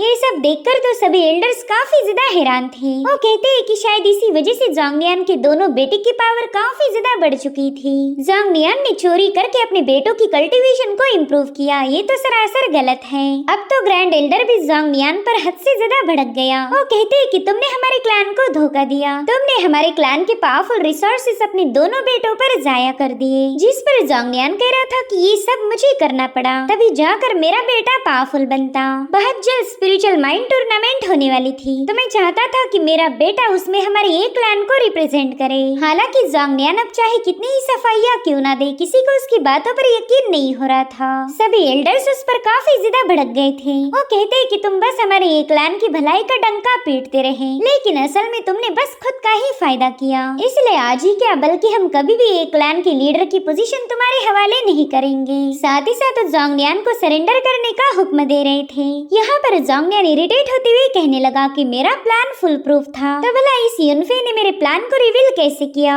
जिस पर युनफे अपने कूल अंदाज में कह रहा था कि ये तो मुझे ऐसे ही पता चला। चलो ये तो अच्छा हुआ कि मैंने तुम्हारी नाक में दम किया। तुम्हें ऐसे इरिटेट होता हुआ देखकर मुझे काफी ज्यादा मजा आ रहा है। यहाँ पर ज्यादा स्ट्रेस की वजह से जोंगलियान की हालत खराब होने लगी। वो कह रहा था कि मैंने 3 साल लगाकर इस प्लान को बनाया था, लेकिन आज मेरा प्लान फेल हो गया। अब तो मैं कहीं का नहीं रहा। वहीं पर एल्डर टियानपिंग ने क्लैन लीडर होने के नाते जोंगलियान को एग्जीक्यूट करने का हुक्म दिया, क्योंकि उन्हें पता था कि अगर इस बंदे को बख्श दिया जाए तो ये आगे चलकर और मुसीबतें खड़ी करेगा। लेकिन जोंगलियान के पास अभी भी अपनी आखिरी मूव बाकी थी। वो टियानपिंग से कहता है कि तू मुझे मार नहीं सकता क्योंकि तुझ में इतना दम ही नहीं है, और फिर वो एसेंस एक्सप्लोडिंग पिल को कंज्यूम करते हुए अपनी पावर्स को इंक्रीज कर देता है। यहाँ पर युनफे को पता था कि अगर इस बंदे ने उसके फादर पर अटैक किया तो मारे जाएंगे, मगर युनफे इस बंदे को रोक पाई इससे पहले उसने टियानपिंग पर अटैक कर दिया था। इस एक ही पल में युनफे को ऐसा लग रहा था कि शायद उसकी सारी कोशिशें नाकाम हो गई। आफ्टर ऑल वो अपने फादर को बचाने में फेल हो गया था। वहीं पर जोंगलियान जोर जोर से हंसते हुए कहने लगा कि ये क्लैन अब मेरा हुआ, मैं ही इस एक क्लैन का मालिक हूँ और अब तुम सभी लोग मेरे पालतू कुत्ते बनोगे। मगर उतने में वहाँ पर एक फायर फिनिक्स इमर्ज होकर सीधे जोंगलियान पर अटैक कर देता है। हालांकि जोंगलियान ने समय रहते इस अटैक को डॉज कर दिया था। वेल ये कोई और नहीं बल्कि युनफे के फादर टियानपिंग थे, जो कि कल्टीवेशन के अर्थ रेल्म के लेट स्टेज पर पहुंच चुके थे। यहाँ पर जोंगलियान को तो समझ ही नहीं आ रहा था कि आखिर इस बंदे ने अचानक से ब्रेक थ्रू कैसे कर लिया। दरअसल युनफे ने प्रोफाउंड एसेंस पिल को रिफाइन किया था और इसी वजह से टियानपिंग ब्रेक थ्रू कर पाए। यहाँ पर युनफे जोंगलियान से कहने लगा कि मैं पहले ही जानता था कि तुम एसेंस एक्सप्लोडिंग पिल का यूज करके मेरे फादर पर अटैक कर दोगे, और इसी वजह से मैंने ऑलरेडी उनके ब्रेक थ्रू करने का इंतजाम करवा लिया ताकि तुम्हारे अटैक का उन पर कोई असर ना हो पाए। यहाँ पर अब जोंगलियान का अगला टारगेट था युनफे। वो किसी भी कीमत पर इस बंदे को मारना चाहता था क्योंकि युनफे ने उसके प्लान की ऐसी की तैसी कर दी। यहाँ पर ये बंदा युनफे पर कई सारे हमले करने की कोशिश कर रहा था, लेकिन युनफे ने उसके हर एक मूव का जवाब दिया। इन दोनों में यहाँ पर हमें एक जबरदस्त फाइट देखने को मिलती है, जिस पर युनफे पूरी तरह से जोंगलियान पर भारी पड़ गया था। अब यहाँ पर जोंगलियान अपने स्पिरिचुअल बर्ड का यूज करते हुए युनफे पर हमला कर देता है, मगर तब तक युनफे ने भी अपनी सोल डिवाउरिंग नीडल को समन कर लिया था। साथ ही साथ वो अपने फादर की टेक्निक का भी यूज करता है। यहाँ पर इन दोनों परिंदों में क्लैश होकर सोल डिवाउरिंग नीडल सीधे जोंगलियान के माथे में घुस गई। साथ ही साथ युनफे के स्लैश अटैक के चलते बंदा सीधे घुटनों पर आ चुका था। यहाँ पर युनफे अपने फादर का शुक्रिया अदा करते हुए कह रहा था कि ये तो अच्छा हुआ आपने मुझे आपकी स्पेशल टेक्निक सिखा दी। वहीं पर जोंगलियान अपनी आखिरी सांसें गिनते हुए कहने लगा कि टियानपिंग तुझे क्या लगता है तू ये क्लैन को बचा लेगा? नहीं, ये तो बिल्कुल भी पॉसिबल नहीं। शायद तुझे पता नहीं होगा लेकिन तेरा ये क्लैन तबाही के कगार पर है। मैंने दूसरे क्लैंस के साथ ढेर सारे रिस्की ट्रेड किए थे ताकि ये क्लैन को बचा पाऊं। मेरी ही वजह से ये क्लैन का कर्जा काफी ज्यादा बढ़ चुका है। मुझे लगा था कि मेरा बेटा लियान स्पिरिचुअल माइंड टूर्नामेंट को जीत लेगा और फिर हम इन सभी कर्जों को चुकता करेंगे, लेकिन तुमने मेरे सारे प्लान की ऐसी की तैसी कर दी।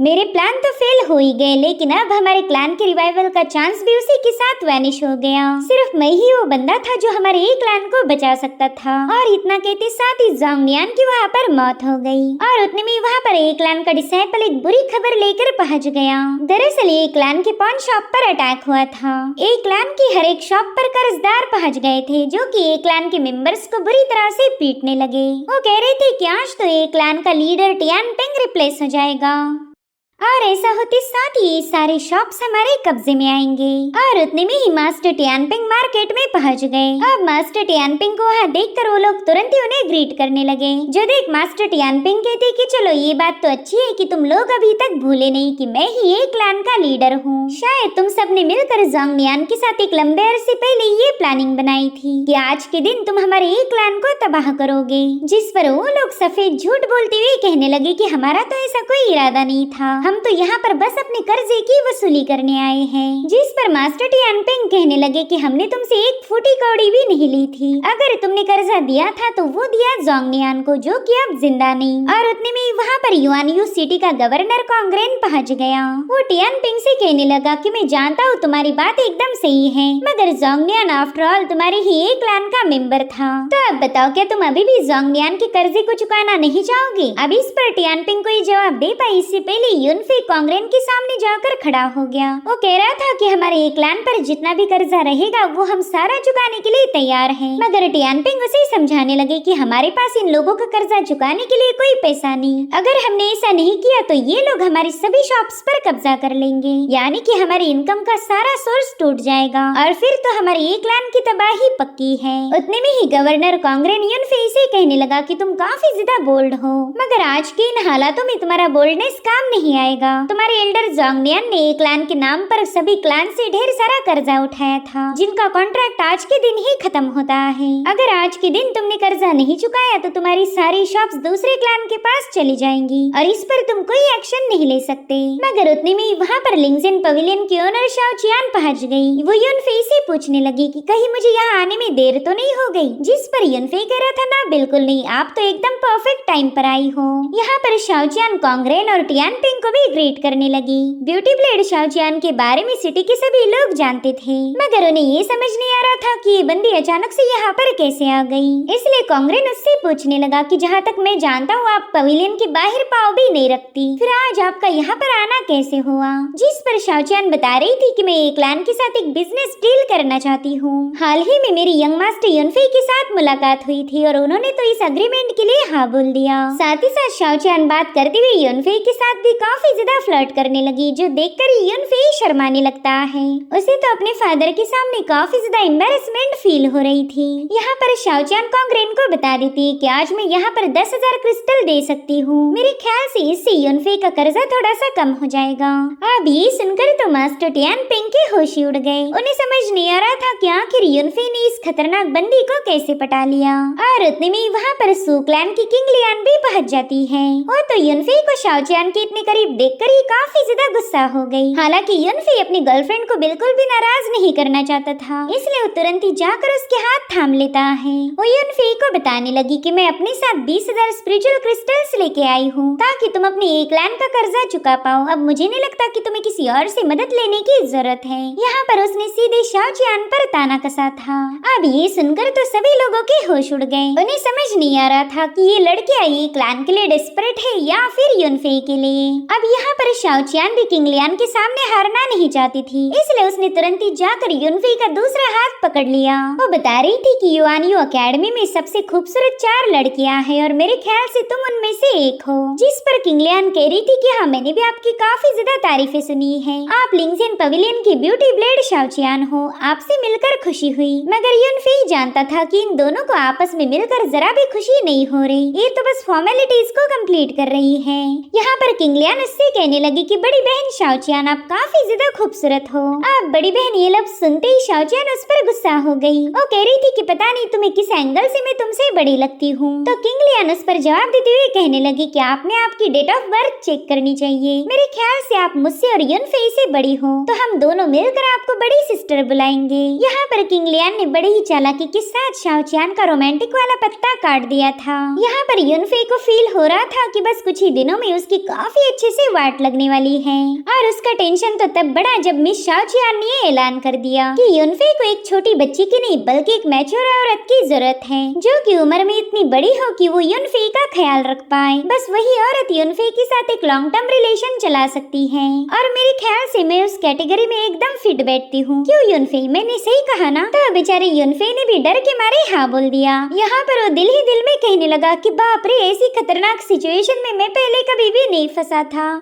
अगर मैंने इसमें से एक को भी मना किया तो ये दोनों लड़कियां मेरी जूते से पिटाई करेगी। इधर ये दोनों लड़कियां युनफे को अपनी तरफ खींचना शुरू कर देती हैं। यहाँ पर युनफे दिल ही दिल में चिल्ला रहा था कि फादर, आप वहाँ रुक के तमाशा क्या देख रहे हो? जल्दी से यहाँ आकर मेरी जान छुड़ाएं। यहाँ पर टियानपिंग को समझ नहीं आ रहा था कि वो अपने मासूम बेटे की जान कैसे बचाए, इसीलिए उन्होंने टॉपिक को चेंज करते हुए युनफे को फुल टू इग्नोर मार दिया। वो कहने लगे कि मेरे ख्याल से हमने सबसे पहला हिसाब किताब पर ध्यान देना चाहिए। युनफे के 2 टुकड़े बाद में कर लेना। उतने में ही युनफी शाओचियान से कहने लगा कि क्यों ना आप हमारे मेंशन चलिए, वहाँ जाकर मैं आपकी इंजरीज को हील करूंगा। जो सुनकर किंग लियान युनफी से कह रही थी कि मैं भी तुम्हारे साथ चलूंगी। हालांकि शाओचियान ने इसके लिए मना कर दिया। वो कह रही थी कि तुम भला हम दोनों के बीच में कबाब में हड्डी क्यों बनना चाहती हो। युनफी समझ गया था कि इन दोनों के झगड़े आसानी से खत्म नहीं होने वाले। वो दिन दूर नहीं जब ये दोनों लड़कियां मिलकर युनफी की पिटाई करेगी। यहाँ पर युनफी को बस अपने फादर से ही उम्मीद थी कि शायद सिर्फ वो ही इस दोनों लड़कियों से उसका पीछा छुड़ा सकते हैं।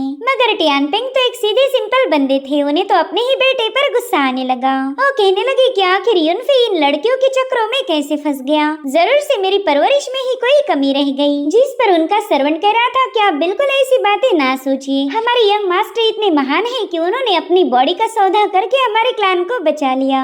और अब हमें थोड़ी देर बाद की कहानी दिखाई गई, जहाँ पर युनफी अपने फादर टियानपिंग के साथ बैठा हुआ था। यहाँ पर टियानपिंग ने युनफी से सवाल पूछा कि बताओ तुम्हें जोंगलियान के प्लान के बारे में पहले ही कैसे पता चला। यहाँ पर युनफी अपने एम्परर वाले टोन में कहने लगा कि ये बुड्ढा सब जानता है। मगर उतने में ही टियानपिंग उस पर काफी ज्यादा भड़क गए। यहाँ पर उन्होंने अपनी रन पावर को एक्टिवेट करते हुए कोई पोएम दोहराना शुरू कर दी। तो युनफी भी उस पोएम को दोहराने लगा। साथ ही साथ इन्होंने मार्शल आर्ट की कुछ मूव को परफॉर्म करते हुए इस पोएम को दोहराना शुरू कर दिया, जो कि दिखने में काफी ज्यादा फनी था। और अब इस परफॉर्मेंस की खत्म होती ही फाइनली टियानपिंग ने चैन की सांस ली। वो कह रही थी युनफी तूने तो मुझे डरा ही दिया, मुझे लगा था कि तेरी बॉडी को किसी ने पजेस किया है। जिस पर युनफी कह रहा था फादर मेरे ख्याल से आप कुछ ज्यादा ही सोच रहे हो, मैं तो आपका ही बेटा हूँ। जिस पर टियानपिंग कह रही थी हाँ बिल्कुल, अगर तुम्हें हमारी ये टेक्निक याद नहीं रहती तो शायद मैं तुम्हें खत्म कर देता।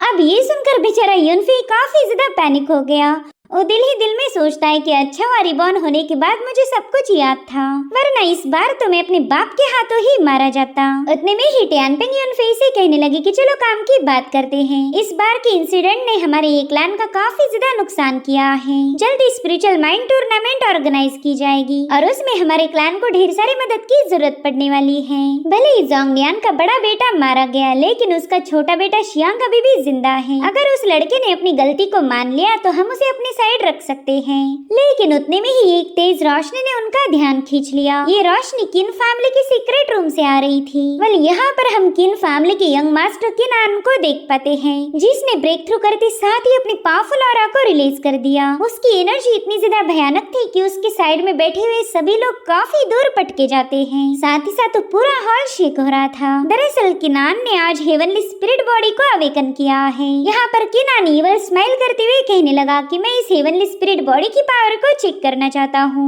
और फिर उसने अपने ही एक कल्टीवेटर को दबोच लिया। वो बंदा किनान के सामने रहम की भीख मांग रहा था, मगर किनान काफी ज्यादा ब्रुटल है। उसने एक ही फटके में उस बंदे की बॉडी को डिस्ट्रॉय कर दिया।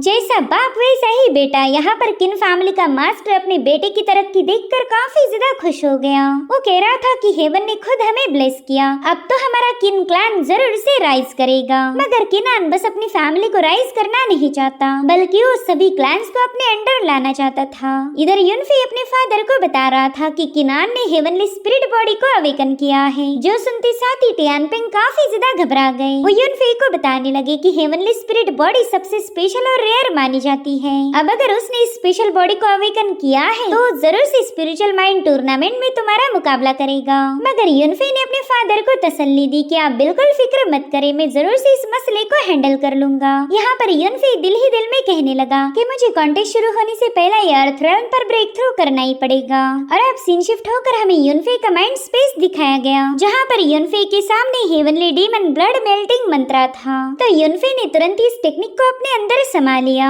यहाँ पर उसे डिमोनिक बीस्ट का इसेंस ब्लड और किशन फ्लावर की जरूरत थी। अगर ये दोनों चीजें उसे हासिल हो गई तो वो इस टेक्निक को आसानी से मास्टर कर लेगा। इसलिए युनफी टियानशु फॉरेस्ट में जाने का डिसीजन लेता है। जिसके बाद युनफी यू से मिलने के लिए उसके बेडरूम में पहुंच गया। यू की इंजुरीज अब काफी हद तक हील हो चुकी थी। अब युनफी उसे समझाने लगा कि कल्टीवेशन कितना ज्यादा जरूरी होता है। अगर तुम कल्टीवेट कर पाती तो शायद वो लोग तुम्हें टॉर्चर नहीं करते। मेरे ख्याल से अब तुमने भी अपनी कल्टीवेशन जर्नी की शुरुआत करनी चाहिए। इस तरह से तुम खुद के साथ साथ अपने फैमिली को भी प्रोटेक्ट कर सकती हो। जिस पर यू कहती है कि मैं कल्टीवेट करने के लिए तैयार हूँ, लेकिन आपको हमेशा मुझे अपने साथ रखना होगा।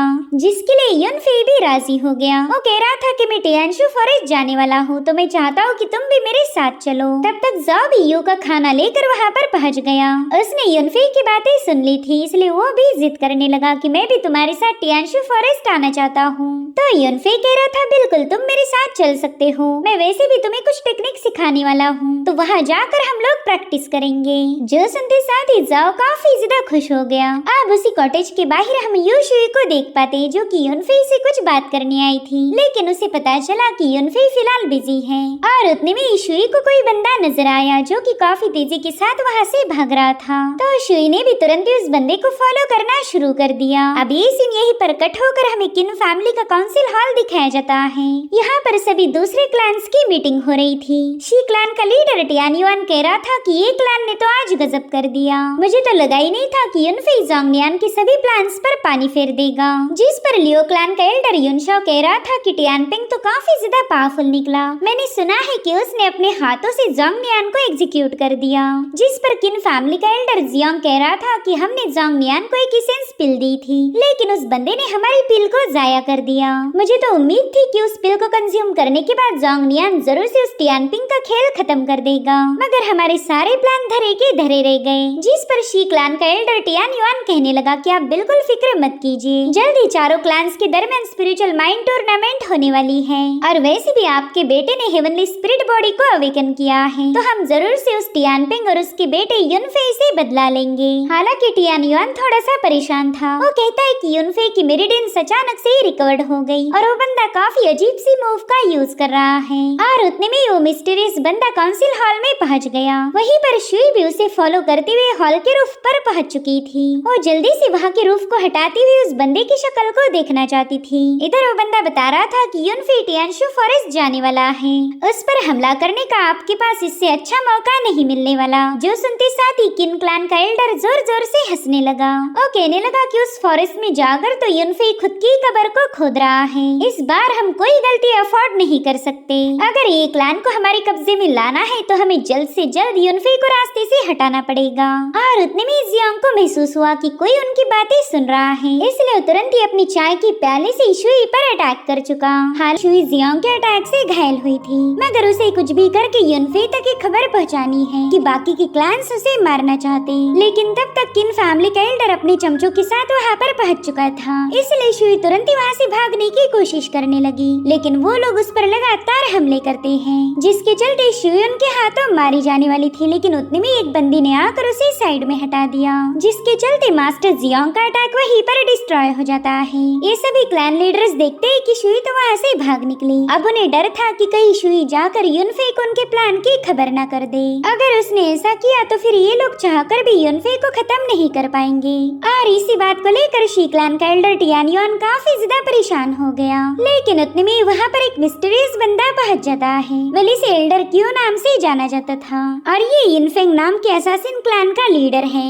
किन फैमिली के एल्डर जियांग ने उसे यहाँ बुलाया था। यहाँ पर एल्डर क्यू उसे तसल्ली देते हुए बताने लगा कि आप जिस बंदे को मारना चाहते हो वो बिल्कुल भी सरवाइव नहीं कर पाएगा, उसकी मौत तो मेरे ही हाथों लिखी गई है। दरअसल एल्डर क्यू 6 घोस्ट में से एक था और इसके डिमोनिक पावर की कोई सीमा नहीं। वहीं दूसरी तरफ हम शुई को देख पाते जो कि बुरी तरह से घायल थी। अगर किंग लियान सही वक्त पर वहाँ आकर उसकी मदद नहीं करती तो शायद शुई इन लोगों के हाथों मारी जाती। यहाँ पर किंग लियान काफी ज्यादा हैरान होकर शुई से पूछने लगी कि आखिर वो क्लैन मास्टर आपको मारना क्यों चाहता था। जिस पर शुई बताने लगी कि हमारे एक क्लैन में एक गद्दार है जो कि युनफे की खबर लेकर इनके पास आया था, तो मैं भी उसे फॉलो करते हुए यहाँ पहुँच गई। मगर बदकिस्मती से मैं वहाँ पर पकड़ी गई। युनफे का नाम सुनते ही किंग लियान भी काफी ज्यादा पैनिक हो गई। वो तो बिल्कुल नहीं चाहती कि युनफे को कोई नुकसान पहुँचे। अब यहाँ पर शुई से बताने लगी कि युनफे टियानशु फॉरेस्ट जाने वाला था, तो ये लोग उसी फॉरेस्ट में उसे खत्म करना चाहते हैं। मुझे जल्दी से जाकर युनफे को इसकी खबर देनी होगी।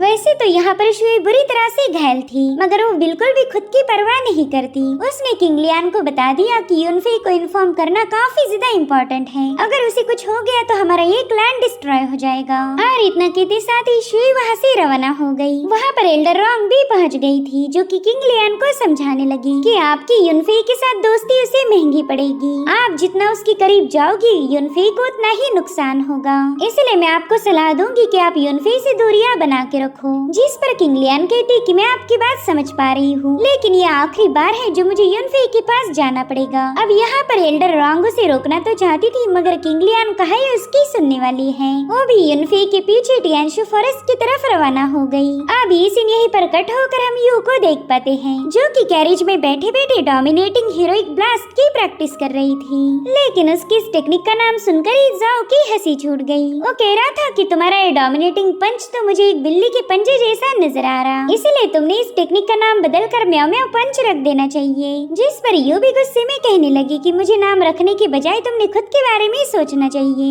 तुम तो इतने दिनों से 1000 चार्म सोर्ड टेक्निक को मास्टर भी नहीं कर पाए। हमारे यंग मास्टर युनफे ने तुम्हें काफी अच्छे से समझाया था, मगर तुम्हारे दिमाग में तो गोबर भरा है। भला तुम इस टेक्निक को कैसे सीख पाओगे? जो सुनते साथ ही जाओ दोबारा से उसे चिढ़ाने लगा, और इस बार यू ने वाकई अपने डोमिनेटिंग हीरोइक ब्लास्ट का यूज करते हुए उसे कैरेज से नीचे पटक दिया। जाओ ने तो सीधे उड़ते हुए जाकर एक पेड़ की ही पप्पी ले ली, जो देखकर यू काफी ज्यादा खुश हो जाती है। वो कह रही थी चलो फाइनली मैंने अपने डोमिनेटिंग हीरोइक ब्लास्ट को मास्टर कर लिया। वहीं पर युनफे भी इन दोनों की झगड़ों से पूरी तरह से तंग आ गया था। वो कहता है कि जब से हम मैनर से निकले तब से एक सेकंड के लिए भी तुम दोनों का मुंह बंद नहीं था। खैर तुम दोनों की बकबक सुनते सुनते ही मैं टियानशु टाउन में पहुंच गया। अब बस यहाँ से थोड़ी दूरी पर जाने के बाद हम मार्केट में पहुंच जाएंगे। अगर वहाँ पर मुझे कुछ अच्छे वेपन मिले तो मजा आ जाएगा। जिसके बाद ये तीनों एक क्लिफ पर पहुंच जाते हैं, जहाँ से ये लोग टियानशु फॉरेस्ट को देख पा रहे थे। युनफे बता रहा था कि ये टियानशु फॉरेस्ट अपने मिथिकल बीस्ट के लिए काफी ज्यादा फेमस है। हम जितने इस फॉरेस्ट के डीप में जाएंगे उतने ही भयानक मिथिकल बीस्ट से हमारा मुकाबला होगा।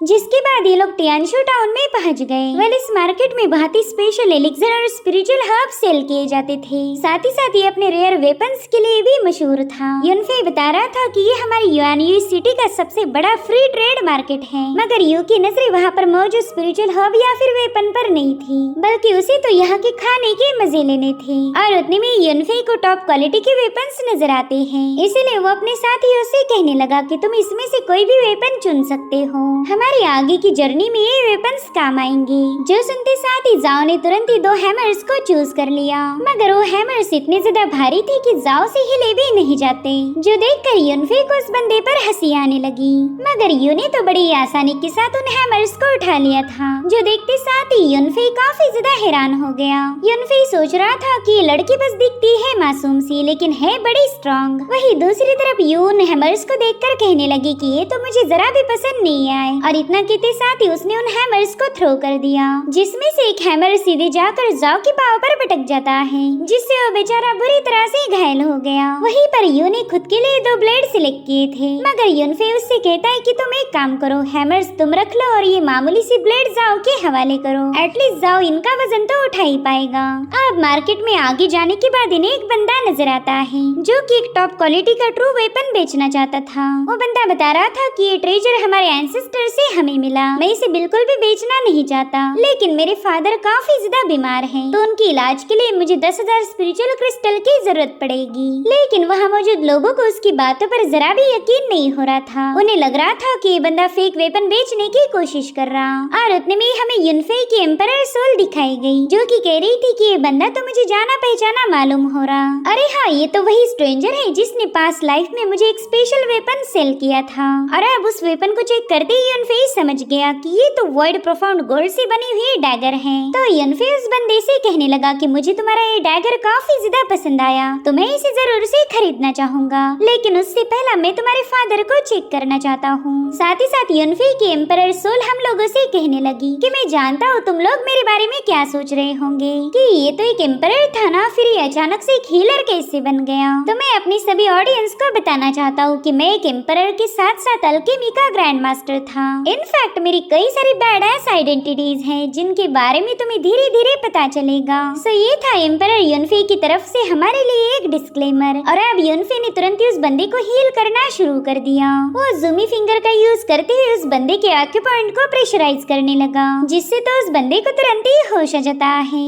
अब अपने फादर को हील होता हुआ देखते साथ ही वो बंदा तुरंत ही युनफे के सामने अपना सिर पटकने लगा। उसे तो समझ ही नहीं आ रहा था कि वो आखिर युनफे का शुक्रिया अदा कैसे करे। करे, इसलिए वो अपनी डैगर उसे फ्री में देने के लिए तैयार हो गया। मगर फिर भी युनफे ने इसे फ्री में लेने से मना कर दिया, क्योंकि वो जानता था कि ये डैगर कितनी ज्यादा स्पेशल है। इसलिए वो 10,000 स्पिरिचुअल क्रिस्टल देकर उस डैगर को उठा लेता है। मगर उतने में वहाँ पर एक मास्टर की एंट्री हो गई। वो युनफे से वो डैगर छीनते हुए कहने लगा कि ये डैगर हमारे यंग मास्टर को काफी ज्यादा पसंद आई थी, इसलिए अब तुम इसे चुपचाप से मेरे हवाले करोगे। वेल उस यंग मास्टर का नाम था शाओहेन और उसके मार्शल सर्वेंट का नाम था लिन लाओ, जो कि अर्थ रेल्म की लेट स्टेज का कल्टीवेटर है। मास्टर लिन युनफे को बता रहा था कि हमारे यंग मास्टर शाओहेन यहाँ के प्राइम मिनिस्टर शाओ के बेटे हैं। और प्राइम मिनिस्टर का जिक्र सुनते ही वहाँ मौजूद हर एक बंदा तुरंत ही वहाँ से रफा दफा हो गया। और उतने में शाओहेन ने भी अपना मुंह खोला। वो बंदा बिल्कुल लड़कियों जैसी बात करता था, साथ ही उसका ठुमक ठुमक कर चलना किसी लड़की की चाल को भी फेल कर दे। वो युनफे से कहने लगा कि हैंडसम, मुझे जो चीज पसंद आती है मैं उसे जरूर से हासिल करता हूँ।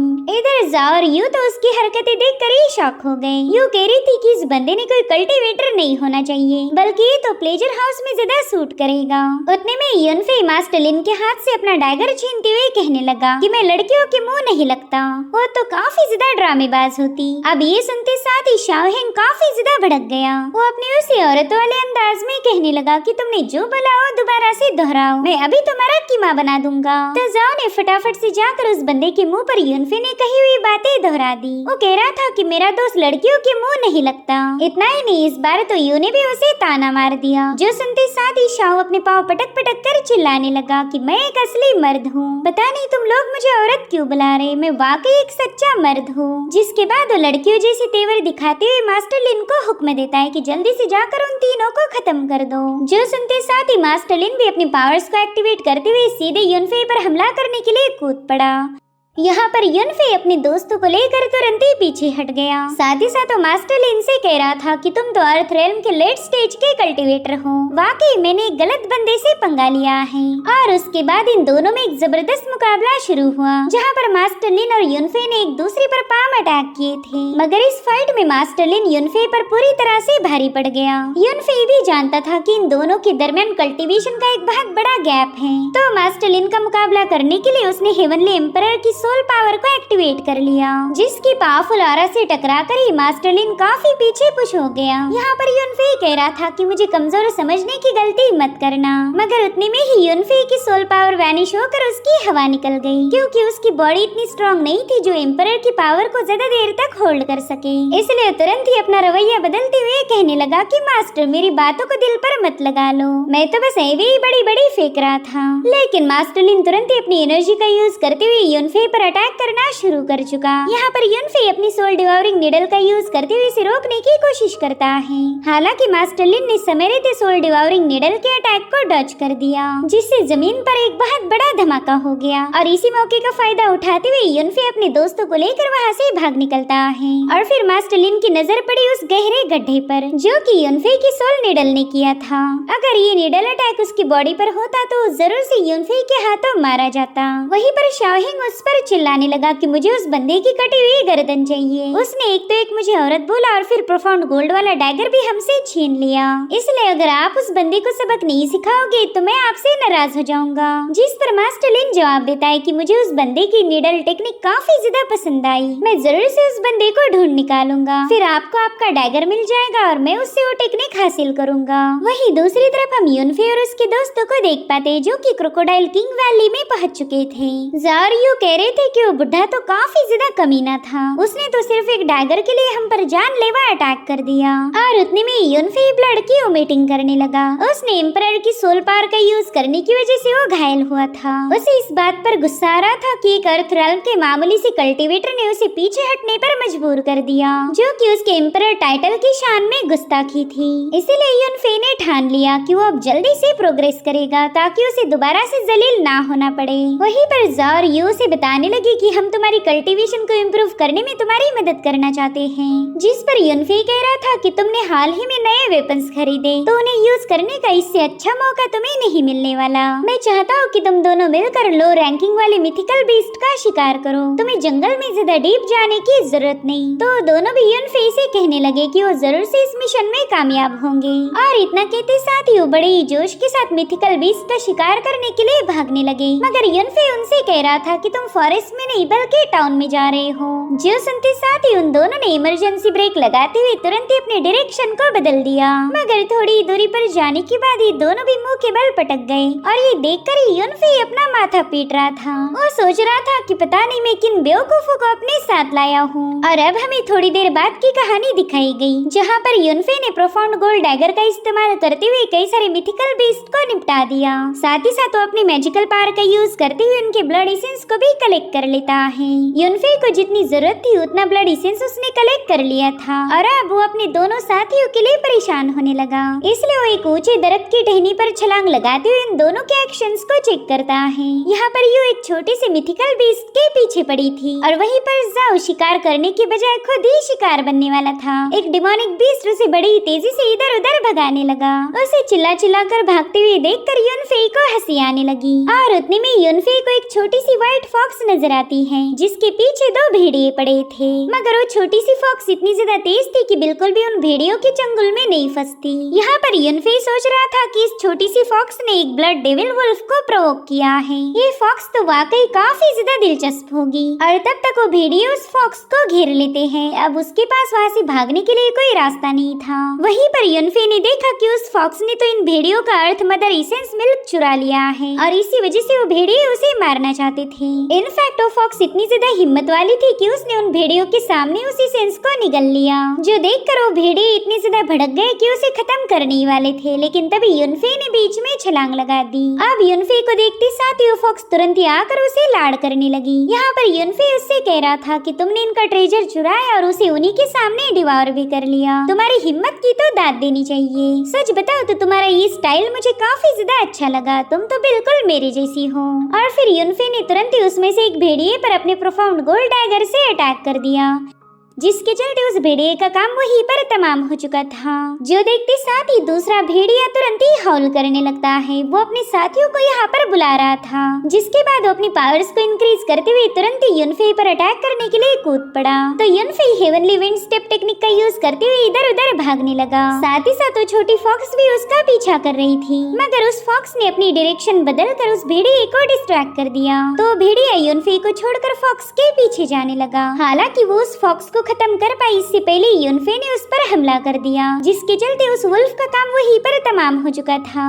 अब यूनफी उस फॉक्स का लाड़ करते हुए कहने लगा कि तुम तो काफी ज्यादा स्मार्ट हो। तुम अच्छे से जानती हो कि दुश्मनों का ध्यान कैसे भटकाया जाए। यहाँ पर वो फॉक्स भी यूनफी को काफी ज्यादा पसंद करने लगी थी। अब यूनफी उससे और गप्पे लड़ा पाई इससे पहले वो पूरा इलाका शेक होने लगा। जो देखते साथ ही यूनफी तुरंत ही समझ गया कि किशन फ्लावर ब्लूम होने वाला है, तो वो उस फ्लावर को हासिल करने के लिए तुरंत ही वहाँ से रवाना हो गया। यहाँ पर वो फॉक्स उसे जाता हुआ देखकर स्माइल कर रही थी। मेरे ख्याल से इसकी कोई और भी आइडेंटिटी है जो कि अभी तक रिवील नहीं हुई। इधर यूनफी उस लेक के पास पहुँच गया था जहाँ पर किशन फ्लावर ब्लूम हुआ, मगर उसने देखा कि वहाँ पर तो ऑलरेडी ढेर सारे कल्टीवेटर्स मौजूद थे और ये सभी लोग उस किशन फ्लावर को हासिल करना चाहते।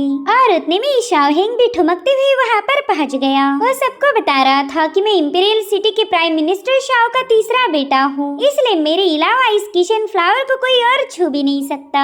और उतने में किशन फ्लावर ने ब्लूम होते हुए अपनी स्पिरिचुअल एनर्जी को रिलीज किया, जो देखते साथ ही शाओहेंग तुरंत ही उस फ्लावर की तरफ भागने लगता है। मगर उतने में एक स्पिरिचुअल बीस्ट ने वहां आकर तुरंत ही उसे एक जोरदार टक्कर मार दी, जिससे तो शाओहेंग सीधे चिल्लाते हुए हवाई यात्रा पर चला गया। इधर ये सभी कल्टीवेटर्स फ्लाई करते हुए किशन फ्लावर की तरफ रवाना हो गए, मगर उन्हें ये पता नहीं था कि उस लेक में एक बहुत ही भयानक डिमोनिक बीस्ट है, जिसने बड़ी तेजी के साथ पानी से बाहर आते हुए एक बंदे का निवाला बना लिया। दरअसल ये 9वीं रैंकिंग की एक ब्लैक स्केल क्रोकोडाइल थी, जो कि इतनी ज्यादा खतरनाक है कि सभी कल्टीवेटर उस लेक से दूर भागने लगे। हालांकि तब तक उस ब्लैक स्केल क्रोकोडाइल ने अपना एक दूसरा शिकार भी जकड़ लिया था। इधर ये लोग पानी से जैसे तैसे बाहर आकर शाओहेंग को कुचलते हुए आगे बढ़ने लगे। बेचारे शाओहेंग का तो यहाँ पर कचुम्बर बन गया था और मास्टर लिन चाहकर भी उसकी कोई मदद नहीं कर सकता। इधर यूनफी चुपकर इन सभी बंदों पर नजर रख रहा था। वो सोचता है कि शाओहिंग द ब्यूटीफुल लेडी को छोड़कर यहाँ पर कोई ऐसा बंदा नहीं जो कमजोर हो। ये सब के सब अर्थ रेल्म के लेट स्टेज वाले कल्टीवेटर्स हैं और इनमें जो कमजोर थे वो ऑलरेडी उस क्रोकोडाइल का शिकार बन गए। मैं चाहे कितनी ही कोशिश क्यों न कर लूं, इन सब का एक साथ मुकाबला नहीं कर सकता। किशन फ्लावर को हासिल करने के लिए मुझे किसी और पैंतरे का यूज करना होगा। और उतने में मास्टर लिन इन लोगों से कहने लगा कि ये 90 रैंकिंग वाली क्रोकोडाइल है, इसे हम लोग अलग अलग होकर तो बिल्कुल भी खत्म नहीं कर सकते, तो क्यों ना हम सब लोग मिलकर पहले इसका काम तमाम करें और फिर बाद में किशन फ्लावर किसे मिलेगा ये हमारी एबिलिटीज पर निर्भर करेगा। इधर शाओहिंग जानबूझकर बेहोश होने का नाटक कर रहा था, मगर युनफे इनकी चाल समझ गया। वहीं पर मास्टर लिन उन कल्टीवेटर्स को यकीन दिलाने के लिए अपने 2 सर्वेंट्स को भी मार देता है। वो कह रहा था कि हमारे यंग मास्टर शाओहिंग इस बैटल में हिस्सा नहीं लेंगे क्योंकि वो ऑलरेडी काफी ज्यादा नाजुक है। जो सुनते साथ ही उन कल्टीवेटर्स को भी मास्टर लिन की बातों पर यकीन हो गया और अभी सभी लोग मिलकर उस क्रोकोडाइल पर अटैक करने के लिए रवाना हो जाते हैं। यहाँ पर मास्टर लिन ने हवा में छलांग लगाते हुए अपने क्रैब जैसे हैंड्स को समन कर लिया था, जिन्होंने बड़ी तेजी के साथ उस क्रोकोडाइल को दबोच लिया। वहीं पर वो तीनों कल्टीवेटर्स भी अपनी अपनी टेक्निक का यूज करते हुए उस क्रोकोडाइल पर अटैक करने लगे। उन सब ने अपने डिवाइन वेपन्स का यूज करते हुए उस क्रोकोडाइल को घायल करना शुरू कर दिया और अब सही मौका मिलते ही शाओहिंग तुरंत ही उस किशन फ्लावर की तरफ रवाना हो गया। वो कह रहा था मेरे प्यारे फूल मैं तेरे पास आ रहा हूँ।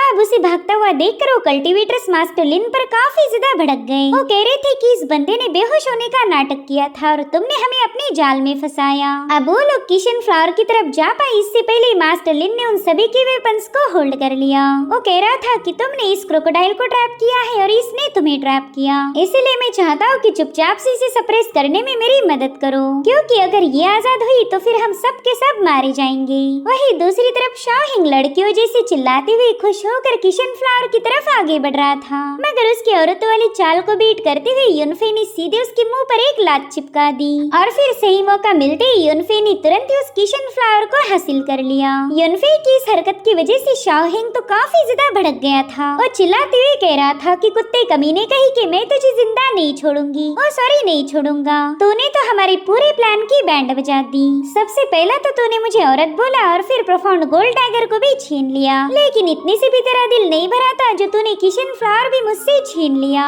और अब सीन शिफ्ट होकर हम यिनफेंग असासिन क्लैन के एक बंदे को देख पाते हैं। मेरे ख्याल से एल्डर किन होगा, जिसे हमने एपिसोड की शुरुआत में देखा है। वो काफी ज्यादा खुश होते हुए बताने लगा कि मैंने युनफे को ढूंढ लिया, अब तो उसे खत्म करना हमारे लिए बिल्कुल भी मुश्किल नहीं है। दरअसल इस बंदे के पास अर्थ एंड घोस्ट टेक्निक का नॉलेज था और इसीलिए किसी को भी बड़ी आसानी के साथ ट्रेस कर सकता है। और उतने में उसका एक असासिन साथी जमीन से बाहर आ गया। वो कह रहा था कि युनफे काफी ज्यादा शातिर है तो हम बिल्कुल भी रिस्क नहीं उठाएंगे, हमें एकदम चौकन्ना रह के उसका शिकार करना होगा। और फिर उसने आसमान में एक सिग्नल रिलीज कर दिया।